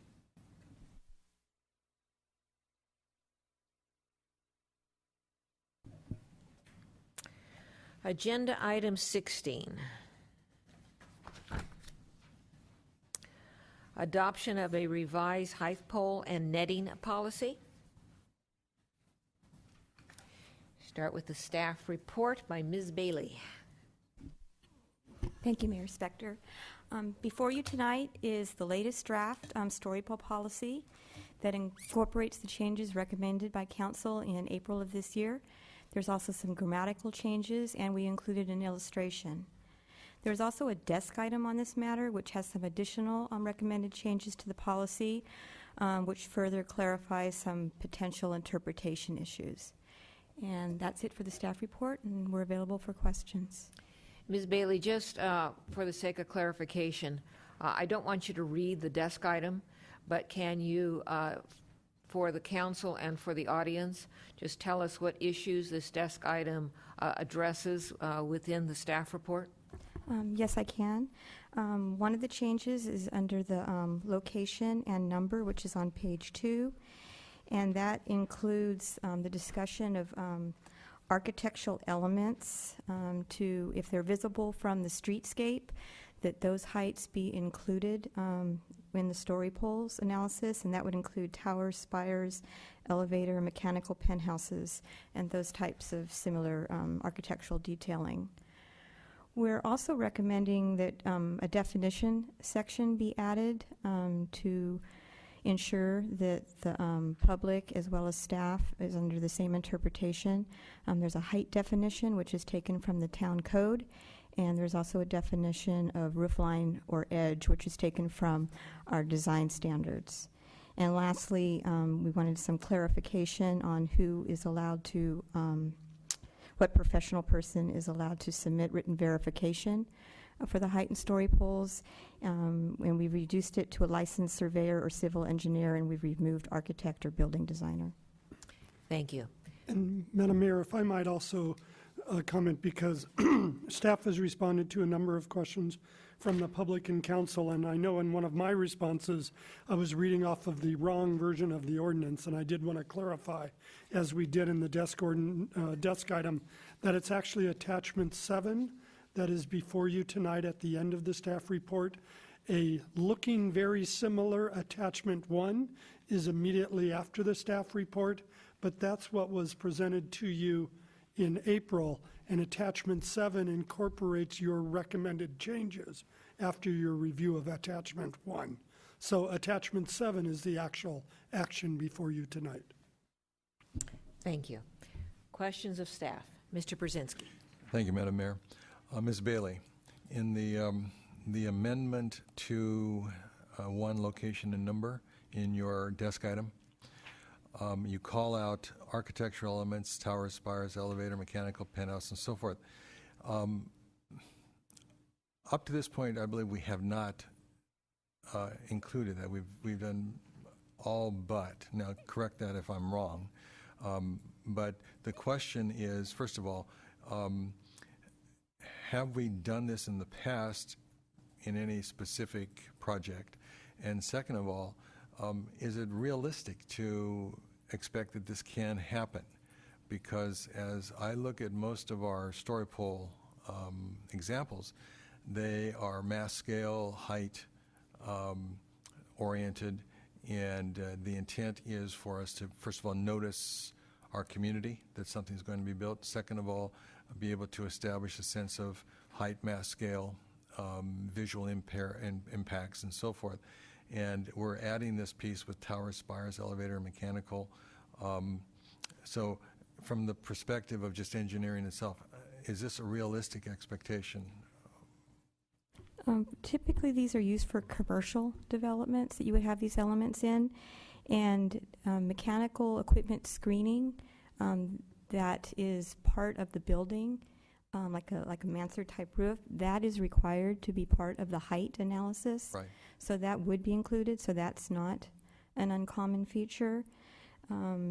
Elevators, typically those are an architectural tower, something that's incorporated within a development, like Old Town has an elevator as part of their building. So that's part of their architectural design, so that has been included. If it's a mechanical equipment, usually those are put in a portion of the roof that the architects try not to have be visible, and then those are included with mechanical screens. They're usually set back. But you are correct that if they were closer or visible to the streetscape, that would potentially be difficult to illustrate. In terms of towers and spires, I'm not sure if the existing Netflix building was required to show that feature that they have or not, but due to public concerns, we thought it would be important to incorporate that, and they could always ask for an exception to the policy. I'm more talking to just the practical nature of being able to do this, so that I'm not questioning the intent, but how is it that when you're using, let's say, 2x4 or whatever materials we are using to frame this in, and then the netting, how is it that then we actually can insert towers and those other types of structures that's now being called out in this language? They could incorporate additional posts within the existing story pole frame to show that additional projection. Okay, so you don't see it as a issue that would be practically difficult to achieve? I think it's possible, but again, if there's a difficulty that an architect has, that it could be part of their exception request. Thank you. And just for clarification, it wouldn't be the architect, right? It would be under your proposed change, it would be the engineer? Well, that's true, but that is the one that would actually be doing the surveying to determine it's in the correct location. All right, thank you. Other questions of staff? Ms. McNutt.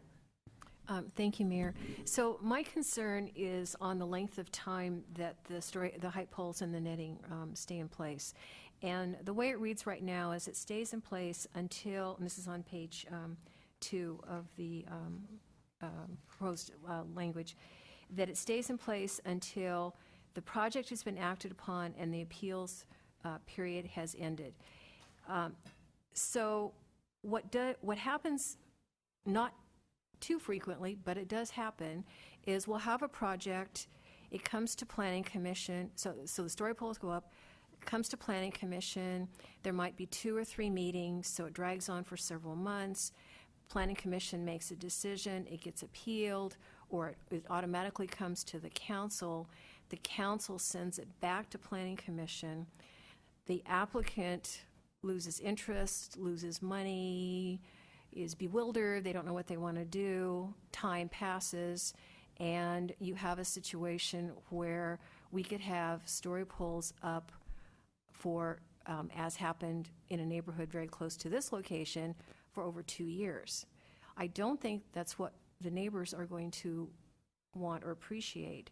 So I don't know what language can be put in there so that when you end up into, like Bella Vista, a project up in Bella Vista, which I think is still pending, I think they've taken down the story poles, but according to this language, those story poles should still be up there while the applicant gets itself together for the next round. I think we need some language in there that makes it go away for a while when it's in that extended pending folder. Staff, Ms. Bailey. Thank you. We could look at 2 options. One could be to define what an acting permit is. So as long as an applicant is being proactive and moving the project along, if we can come up with a definition of what that is, that could be the exception for them to be allowed to stay up. That's the one I can think of right now. And I thought of one other, so we are getting 2, which is there could be a line added giving staff discretion to require the removal of story poles if it is not an active application moving to final resolution, probably with the line that the applicant could appeal that decision to council. And to add to that, we could also, if the applicant submits revised plans and it is a totally different project that you know they're going to have different story poles, staff can require them to remove the poles. Well, I have a question because it shall remain until the appeal has been acted upon. What I hear staff now describing is a project that is outside the parameters of an appeal.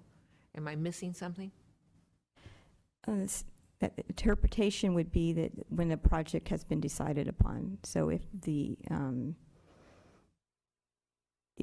appeal was remanded back, then that really hasn't been the decision of the project hasn't been finalized. It's still at a continued type status. Mr. Larson? Yes. Using the example provided by Councilmember McNutt, a project is approved or denied at the Planning Commission, appealed to council. Council hears the appeal and acts on it and sends it back to PC. I don't think it was our intention that that's the point at which the story poles can come down, because a decision has not been reached.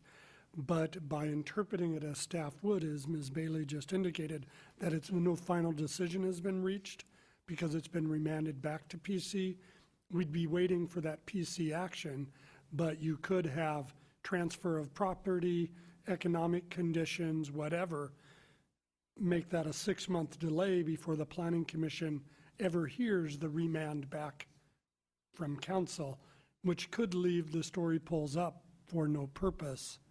I'm going to suggest, since we're still at staff questioning and I have public input that I know I will be getting, that you consider something. Other questions of staff? Ms. Jensen. I apologize. This isn't really a question. It's sort of a follow-up, and as you're considering writing something, two things that were said concern me. One was that you give the applicant a chance to appeal, but not the public. That concerns me. Secondly, that oftentimes we all know that between Planning Commission and Town Council, a project can be substantially changed. And if the project is substantially changed, the story poles should now be changed to reflect that. I believe Ms. Bailey addressed the second point, and the reason I only include the applicant for the appeal is that I saw the action being staff saying, tear down the story poles, and the applicant saying, no, I'm going in next week. I can't imagine that the applicant would ever not want to tear them down. I can't imagine the public wanting them to stay up. All right, before we get into any back and forth, other questions of staff? All right, see none. This is a public hearing. I have one card. If anyone else wants to address us on this agenda item, please submit a card. John Shepherdson.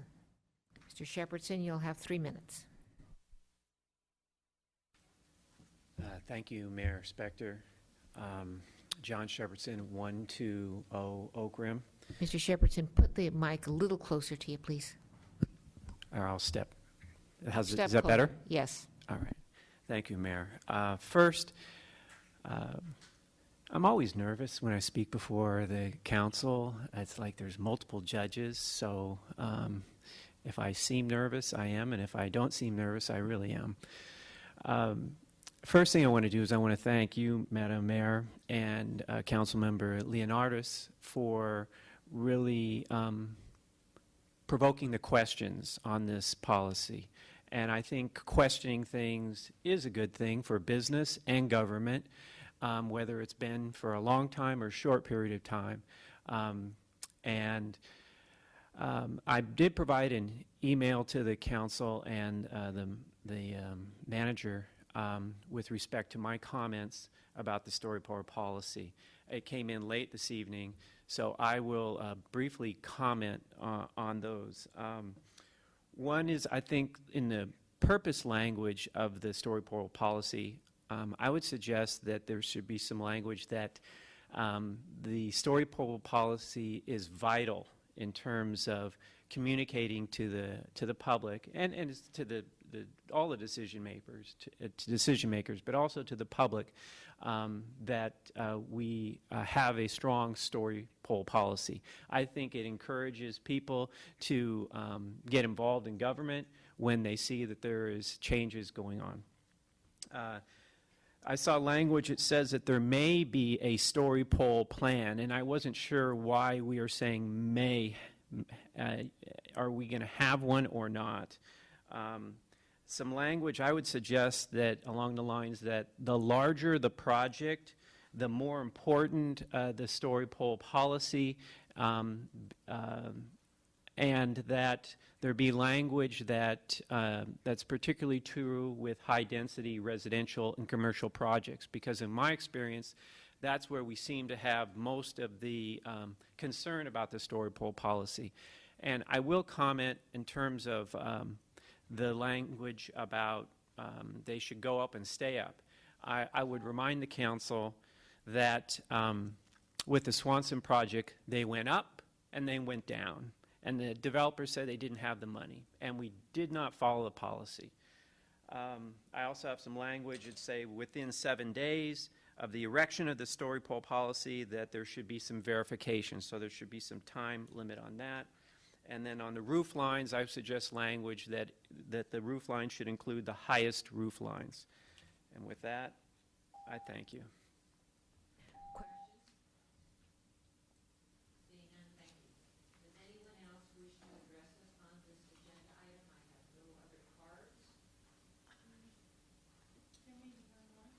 I submitted a card. I can turn this on. Are you going to address us on this item? Yeah, I submitted a card already. Okay. Okay. I would like to second most of what John has already stated, and then I'd like to add that I'm glad you pointed out that Attachment 7 was the actual ordinance. I was getting confused on that. Thank you for including referral to the council for any exception. I do have a question as to whether that will be referred to the council under a public hearing or as other business. And if it's referred as other business, I would suggest that it be advertised in the What's New section so that the public can be aware that the hearing will be taking place.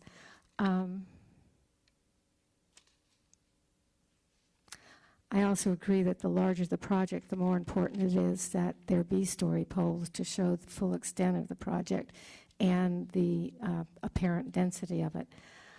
I agree with what Councilman Brzezinski said about the purpose of story polls, to inform the public and to show the height, math, and scale, to assess the visual impact of a project. And I therefore don't understand why we are including that story polls are not considered as part of CEQA, since they are the best visual assessment of visual impacts. And I guess I probably have more, but that's enough. Thank you. Questions of the speaker? Seeing none, thank you. All right. I don't think I have any other cards, at least I don't see any here. Anyone else wishing to address us on this agenda item?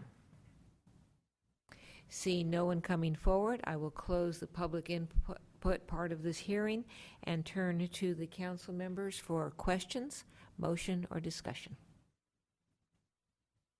Ms. McNutt. Thank you, Mayor. I am curious whether staff has come up with some language, and I just, when I was looking at the purpose section again, when Mr. Shepardson was up there, I noticed it says active development application, and so maybe there's some definition of active development that would take care of those that go into pending, so that those story polls are not left up there for 2 years. And I also, on a separate, while they're still thinking about that, on a separate matter, this wasn't a question for staff, but a question for council. Currently, on signed content over on page 7, it says that new single-family homes are not required to provide a rendering on the sign. And I believe as a vice mayor was brought this up before, and I remember the conversation on remodel, and I guess it included new homes also. But I'm wondering if we really want to do that, because tonight we just approved a zone change, and we're going to have 2 homes be proposed for a high visibility location on Los Gatos Boulevard. I think people who live in that neighborhood and who drive by are going to be very curious about what's being proposed, and just having a sign there and saying you can go down to Town Hall and see it is not as effective as requiring them to have a rendering, which their architect is already going to have. So I don't see it being a big cost item for a developer or resident who's building a new single-family home. So I think we should include, take that part out and just keep it to remodels that don't need to have renderings. So those are my 2 concerns, is not leaving up story poles for 2 years, as happened in my neighborhood, and the single-family rendering. Thank you. Further discussion? Mr. Brzezinski. I'd like to reinforce this last comment from Councilwoman McNutt. There's a home that's going to be built in my neighborhood, and the architectural rendering, the first run, was kind of a Spanish colonial, and the second turned out to be a craftsman. But that wasn't able to be discovered by whatever was posted by anyone who would observe this. And so I'm thinking that for sake of full disclosure, particularly given the fact this is the responsibility of the developer, some visual representation of what the actual architecture will look like, combined with the story poles for residential property, I think has some merit to consider, and I would like to see us come to some agreement that would allow or expect that would happen. Because, I mean, as pointed out, these 2 houses that are going to be built on the boulevard, high visibility and architecture will be so significant, and it would be good since we're trying to trigger a response from our community to allow people to actually have that kind of visible awareness when they take a look at the property. Thank you. Further discussion? Mr. Leonardis. Thank you, Mayor Spector. Just to comment on what Council Members McNutt and Brzezinski said. My recollection of the discussion was we didn't want it to be too burdensome on the individual homeowner to have to pay the cost to put up the rendition. And I agree with what Council Member McNutt said. Their architect may already have that. With regards to the project on the boulevard, they're going to be tearing down 2 office buildings and putting up 2 homes. So to me, something like that may be more appropriate for full color signage of what will be going in there, what it will look like, as opposed to the individual homeowner who maybe starts out with a colonial and then it turns into a, craftsman. Only because in that case, as long as the height and the ridge lines and everything are depicted by the story poles, it doesn't matter so much what the look of the house is going to be to individuals. I mean, yes, they're curious, they can go and look at it downtown, but the fact that they have to spend the extra expense to post the look of the house, I think, is less important than when somebody is doing a development where they're doing, say, 2 or more houses, or they're taking 1 lot and splitting it into 3 and putting 3 homes there. So I agree more disclosure is good, but I don't want it to be too burdensome on the individual homeowners who are trying to build their home in Los Gatos. I quite honestly am very happy with the results and the work that staff did on this story pole policy, taking into consideration some of the comments of the public. I was looking at page 3, the story pole plan and public safety, and it talks about the story pole plan shall include the methods used to secure the poles. essentially, it's basically saying, you know, there will be a story pole plan. It's not a matter of there may be a story pole plan. So that's the way I'm interpreting it. As far as the depiction of the highest roof lines, I think that point is covered, provided, as Ms. Bailey said earlier, that they can be depicted with individual framing. So that's my understanding of the way it's always been. They're going to depict every ridge, the highest ridge on the project, provided that it's practicable, if that's a word. So I'm willing to move forward and adopt this as written with no changes. So I guess that would be my motion. All right, we have a motion by Mr. Leonardis. Are you including in your motion the desk item? I would include the desk item as well as the attachment number 7 as part of that motion. All right, and before we get to whether or not there's a second, Mr. Larson, are you going to add anything? We do have some language as requested by the mayor to share with the council, if you wish. If you would, before we see if we have a second. Okay. On page 2 of attachment 7, it's actually technically page 2 of exhibit A of attachment 7, but it's page 2 of the policy under residential. The last bolded line would be modified to read, if the project is appealed, the height poles and netting shall remain until final action is taken. If final consideration of the project is substantially delayed or the project substantially modified, staff may direct removal or modification of the story poles.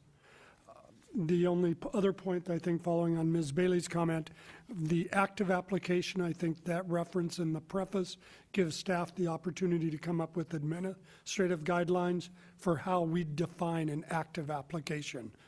A new submittal or a hearing scheduled every 3 months or 4 months or 6 months, that would be a staff assessment rather than trying to do that on the fly tonight. All right, we would have a motion. First of all, Mr. Leonardis, would you accept staff's modification? Yes. All right, we have a motion. Do we have a Second. second? All right, we have a motion and a second. Discussion. Seeing none, we have discussion. Ms. McNutt. Thank you, Mayor. I'll just give it one more shot to see whether or not the maker of the motion would want to modify the language on page 7 and about new family reconstruction and just have remodels not required to provide a rendering on a sign. Do we have any response? I guess, the way I feel about it is we have a lot of disclosure, and more disclosure is good. We have our A&S process. We have, obviously, the story poles. Folks know what's going on. If it's close to them, they know they get the postcard in the mail and they can attend the public hearing. So we have a lot of disclosure. My only purpose is that I don't want it to be burdensome on the individual homeowner or the family to have to pay. It's already so expensive to build in new construction, to have to pay for an extra sign, however much that would cost.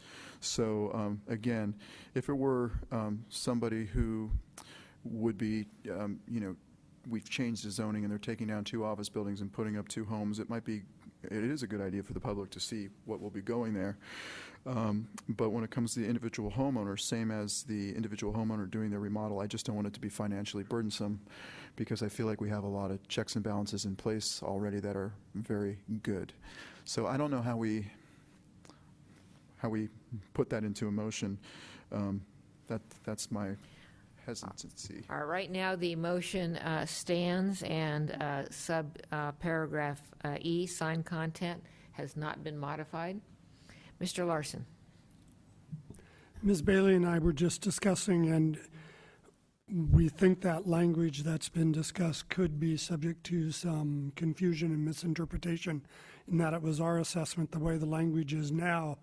The project you just approved, the 2 offices becoming 2 homes, would not be required to provide renderings under the way this is worded currently. So that if that is the intent of the motion maker, it might be possible to say, standalone new single-family construction and remodeling is not required to provide a rendering on the sign, or single lot, single-family homes and remodeling, pardon? But it's being subbed to Bill 2. Yeah, so the two coming in separately wouldn't have to do the signs, but if it's a development, just trying to provide alternative on the fly here, given the motion maker's comments. All right, well, I'm not so sure how clear that is, but it's not my motion. So, Mr. Leonardis, do you want to change paragraph E, sign content, as somewhat stated by staff? I think the key word was standalone. For instance, if we go back to the same example that we spoke about earlier this evening, it could be the intention of the developer to bulldoze the office buildings, split it into 2 lots, map out the lots, and then just sell the lots to individual homeowners, and they would go ahead and hire their own architects. We don't know what the intention is. So I guess the key word is standalone.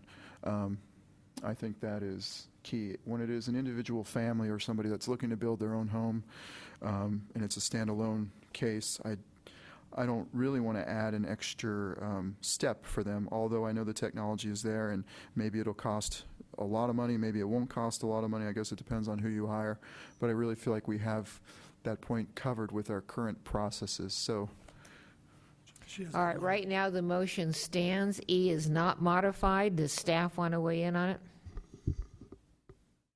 We have a simple suggestion going forward. That line would now read, new single-family standalone construction is not required to provide a rendering on the sign. I will ask the maker of the motion if he agrees to that modification. before I do, I think Council Member Jensen had some. Well, no, nope. No. Okay. I'm not going to do that. Well, I would definitely agree to the language of that. Okay. Mr. Brzezinski. I have a question of clarification. So, by your recommendation, new single-family construction standalone would not be. Would you please read that again? Because I'm trying to understand exactly what this supposedly looks like on the ground. New single-family standalone construction is not required to provide a rendering on the sign. And what does standalone mean in this context? That would be that it would be a single house on a separate parcel that's coming in on its own as its own application. Whereas if you have like the Swanson development where there's maybe several detached homes, that's not a standalone. Those are numerous single-family homes as one project. Now, what's tricky about the zone change application tonight is those actually right now are two separate lots. And they could potentially come in separately to be developed, or they could come in at once with two separate applications. But with this interpretation, since if they came in at the same time, they probably would be heard at the same time and move through the process, then we could interpret that not to be a standalone. All right. Mr. Brzezinski, does that answer your question? Well, I think it does. I don't necessarily think it satisfies my initial concern, because if we're looking at, let's say, a tear down, and we do every once in a while have one where you scrape the lot. I mean, that to me is what's going to come next is going to be really different than just a remodel. Because a remodel, you already have pretty much the project in place. And all you're doing is either you're adding a second story or expanding or something. But when you've got something that is a complete new start, I do believe, and as the seconder of the motion, I may have to withdraw that second, and someone else may be able to get in and take that from me. But I do believe there is a value. I accept the fact that it may be somewhat more expensive, but the cost to the neighborhood could be even more significant when there is a proposal that comes in front of us that the neighbors have not really had the opportunity to weigh in on. And I grant everyone should get down here and take a look if they see something going on in their neighborhood, but it seems like a simple step to have that rendering placed on the notice, and I can't see that as being an exceptional cost factor for the owner. So, Mr. Brzezinski, this is your second stand, or are you withdrawing it? Since we've had this discussion, I think I'll withdraw the second. All right, Let the someone else take second that. has been withdrawn. We have a motion. Is there a second? Seeing none, we have no motion on the table. May I have a new motion?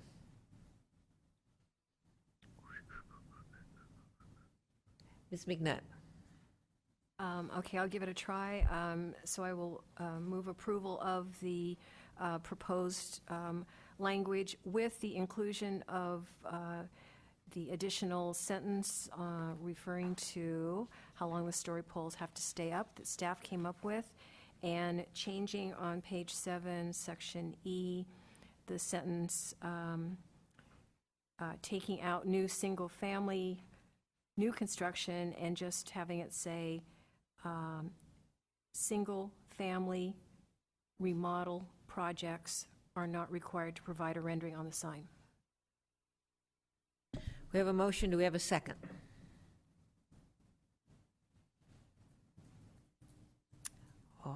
Ms. Jensen, is that a second? I'll second it, yes. All right, we have a motion and a second. So we have a motion on the table. Discussion. All right. Hearing none. All in favor? Aye. Opposed? Passes unanimously. Thank you. Now we're going to agenda item 14.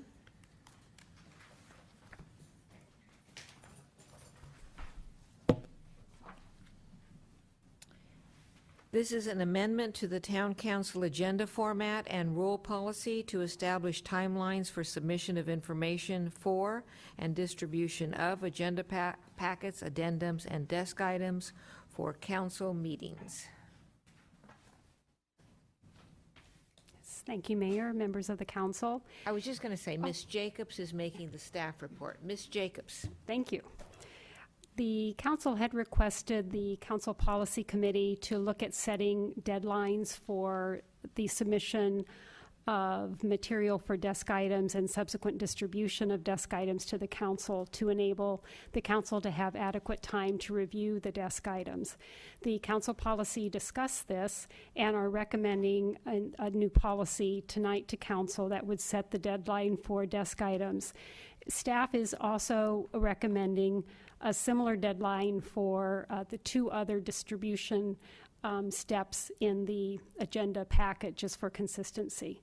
What the policy before you would require is for the public to have a deadline of 11 a.m. on council packet Thursdays, addendum Fridays, and desk item Mondays, sometimes Tuesdays if council meeting is on a Tuesday, to submit comments for the council's consideration. The council would have a deadline of 7 a.m. on Monday morning or the day of the council meeting to submit their questions or issues for the staff to include and address in desk items. The desk items would then be distributed to the council by 1 p.m. on council meeting dates. And any council questions after 7 a.m. would be addressed as possible in during the discussion of the council item at the council meeting. And any public comment received after 11 a.m. on the day of the council meeting would not be included in the desk item. However, the public could come to the meeting and provide the information to council for council's consideration. We did have a question that I would like to answer here for everyone, asking when the public does have access to staff reports and addendums and desk items. The public has access to the council packets by 10 a.m. on Friday mornings.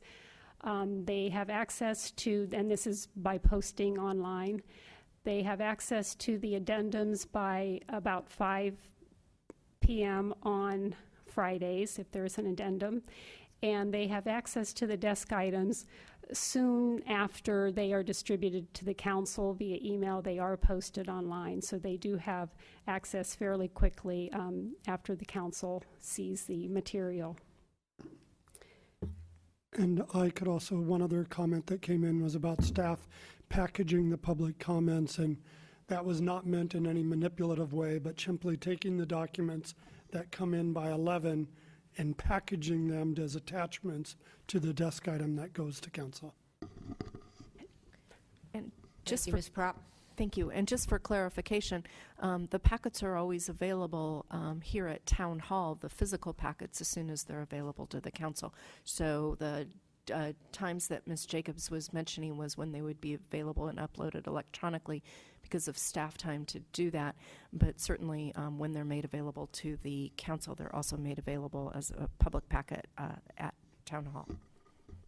Thank you. Further staff report, Ms. Yes, Jacobs? I'll just finish by saying that if the council were to approve the policy this evening, that staff would implement a communication plan for the public, and that would include a number of ways to let the public know about the deadlines through the town's website, what's new, frequently asked questions, placards on the council chamber, the lobby table, and then public counters. And we would do a press release to let the public know. And not included in the staff report, but part of that communication would be to advise the public that it would be best to submit their comments to either the generic council email address or the generic manager email address to ensure that they get to us by 11 a.m. And I would be happy to answer any further questions. All right, questions of staff. Mr. Brzezinski. Thank you, Madam Mayor. The one time issue I'm curious about is the fourth bullet on page 2. Council questions and comments addressed by staff and desk items submitted by 7 a.m. I'm picturing that we will have a staff member here in the morning to pick up all of those memos, emails. Pamela Jacobs will be the one. Ms. Jacobs' cell phone will be on. Excellent. No. If I could just have some clarification, why that particular time, let's say, rather than 9 o'clock when we actually have staff who are able to respond? The committee could discuss as well. The real notion was Sunday night, but as staff was thinking about it and talked it over with the committee, we realized email communications that came in, if a council member so wished, overnight or by the next morning with questions, if they were in by 7 a.m., it's no different than if they were in by midnight the night before from a staff processing point of view in terms of getting the work assigned out so we can have answers to as many questions as possible to council by 1 p.m. So it was really recognizing, largely due to email. Now, I'm not sure how many of us you'll reach at 5 in the morning if you want to do oral phone calls, but if it's scheduled, we'll be there. Okay, so you're committing to be available at 5 in the morning. If I'm given notice. Excellent, excellent. So, Mr. Brzezinski, was your question about 7 a.m. answered? Yes, it was. I understand it. I don't oppose it. I guess my thought would be a more normal time would be 9 o'clock on Monday morning. But I also understand that this is, for purposes of submitting actual hard copy in a desk item and to the council through email. So that's acceptable. All right, further discussion or questions of Ms. Jensen? I also have a timing question. If it is the case that on the day of the meeting, the council gives you our questions by 7 a.m. and you respond by 1 p.m., yet the public is required to give their input at 11 a.m., how are they responding to what the council got at, how are they able to respond to what the council got at 1 p.m.? is a sequential iterative process that occurs throughout, from the staff report through the addendum, through the desk item, through the council meeting. And a council member raising an issue after the public comment has closed doesn't afford the public opportunity to respond to that issue, which is no different, and it's just a writing deadline earlier. Otherwise, we'd have an infinite iterative loop of comments already being allowed and never getting to closure. So, Further questions? Thank you. Now, this is a public hearing, and I have one card submitted. Anyone else wishing to address us, please submit a card. I have a card from Lee Quintana. Lee, you have 3 minutes. Lee Quintana, I also submitted some comments in writing to you, along with the comments that I made, excuse me, on agenda item 1. Basically, I would like to plead for the public a later time deadline on the day of the hearing, because as Councilperson Jensen pointed out, it doesn't give the public the opportunity to respond to the questions that were asked by council and answered. And I'm assuming that that's part of the packet, so that would be part of the public record. So there is a difference between the way questions from the public are handled and questions from council are handled, in that clearly the correspondence from the public is just simply passed on. It's not, if questions are raised, it's not answered. And there already is such little time for the public to respond and to items, especially if they're compulsive like I am and want to respond on more than one item on the agenda. I think this forecloses that opportunity for the public, especially when most people will only access the information or the packet when it becomes available online. So there's very little time when the public can actually come in, ask questions of staff, get things clarified, and then write their comments if they want to write comments. Otherwise, they're writing comments not necessarily based on fact, but misunderstanding. So I plead for at least the day of the council meetings that desk items from the public be received as they are now until 3 p.m. All right. Do we have anybody else? First of all, questions for Ms. Quintana? Seeing none. Does anyone else from the public wish to address us on this agenda item? Having no cards, seeing no one coming forward, I will close the public input to this hearing and look to the council for discussion, questions, or motion.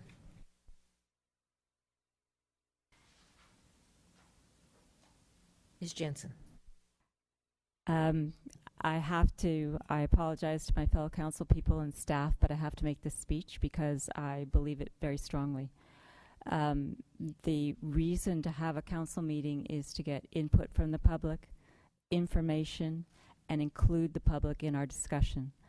I understand that there is a value in having time to review something thoroughly and completely. However, if that precludes inclusion of information or input by the public, it's a bad thing. I would never make the call to balance efficiency over inclusion. I can imagine under these deadlines that if one were to go away on Friday morning, say for ski trip on President's Weekend, you would not get the council packet. You could not respond by Monday because you come back on it's a Tuesday meeting, but let's imagine you came back on Monday. You haven't seen that information online. You're not coming back in time for the council meeting, so you cannot make that presentation personally. Your input is now precluded, and I don't think that's a policy that we should be making. I think we should always err on the side of receiving information. It may be a bit more of a headache, but it's valuable and we need to take it into account. So I'm sorry I can't support the policy. I understand some of the arguments for it, but I think it's very important for us to get the input. And I also think there may be an argument that's made, well, it doesn't preclude input. It does if you can't come to the meeting on the Monday night, number one. And number two, it gives the indication that the input is not going to be considered. So even if we say, well, you can come or it's not going to be included in the packet, my difficulty is it chills the public in coming forward with their information because they feel like it's being precluded. So, for example, right now the email response that goes out to members of the public is if they send in something or other on our email, it says, we're sorry this isn't going to be included because you missed the deadline. It doesn't say, but, maybe you can give it to us or something. It does go on and say, well, yeah, maybe you can come or maybe it won't be in the packet. But the way it reads, if I'm not familiar with the process, it really looks like I missed the deadline. So my concern with having a policy that has deadlines is it certainly looks to be a cutoff of information. And I can't support it. I'm sorry. I'm willing to read what the public wants to give me. I know it's inconvenient. I know it's inefficient, but process can be messy, and we just need to accept that. So that's my speech. Thank you very much. Further discussion? Well, I will do my speech, except I don't have one yet. But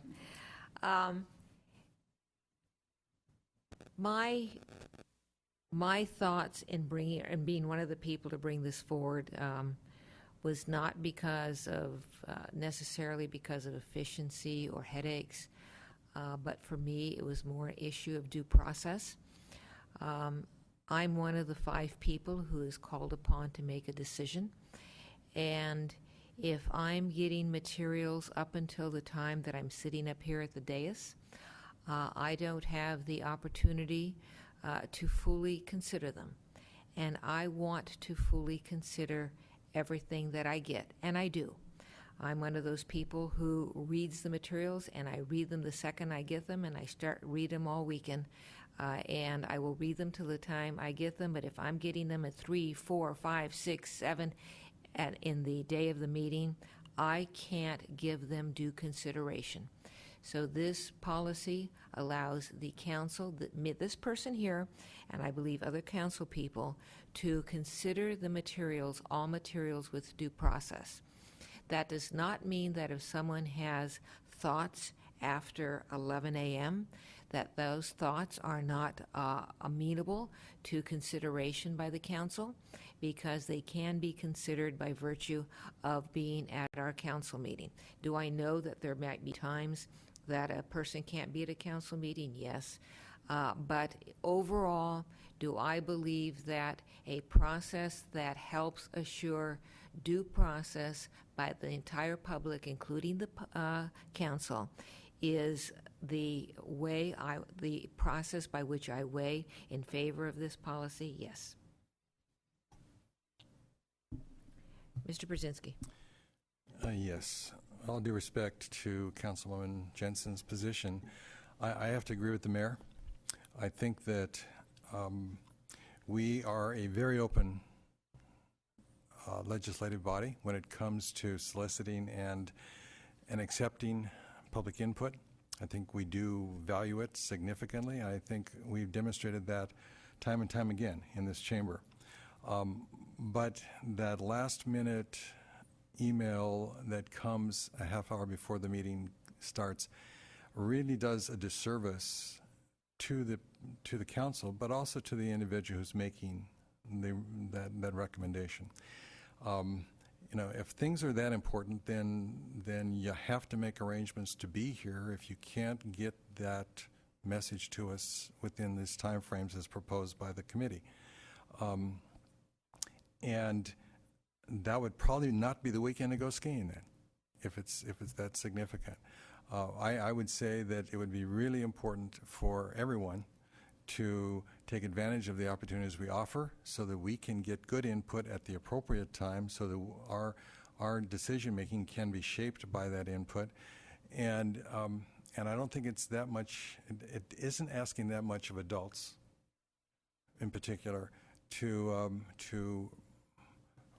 formulate their thoughts and get those thoughts included at an appropriate time so that the council can consider those without having to see a stack of desk items that we have to look at in haste. Again, it doesn't do us a service, and I don't think it does the person who's making the recommendation a service. So I agree with the mayor, and I think that the committee's recommendations are wise, and it still leaves the opportunity for a person to stand in front of us at the microphone and present that case. And you know how much we do pay attention and focus on that and include that in our deliberation. So I am going to support this particular amendment to the agenda format and rules policy. Further discussion, Ms. McNutt?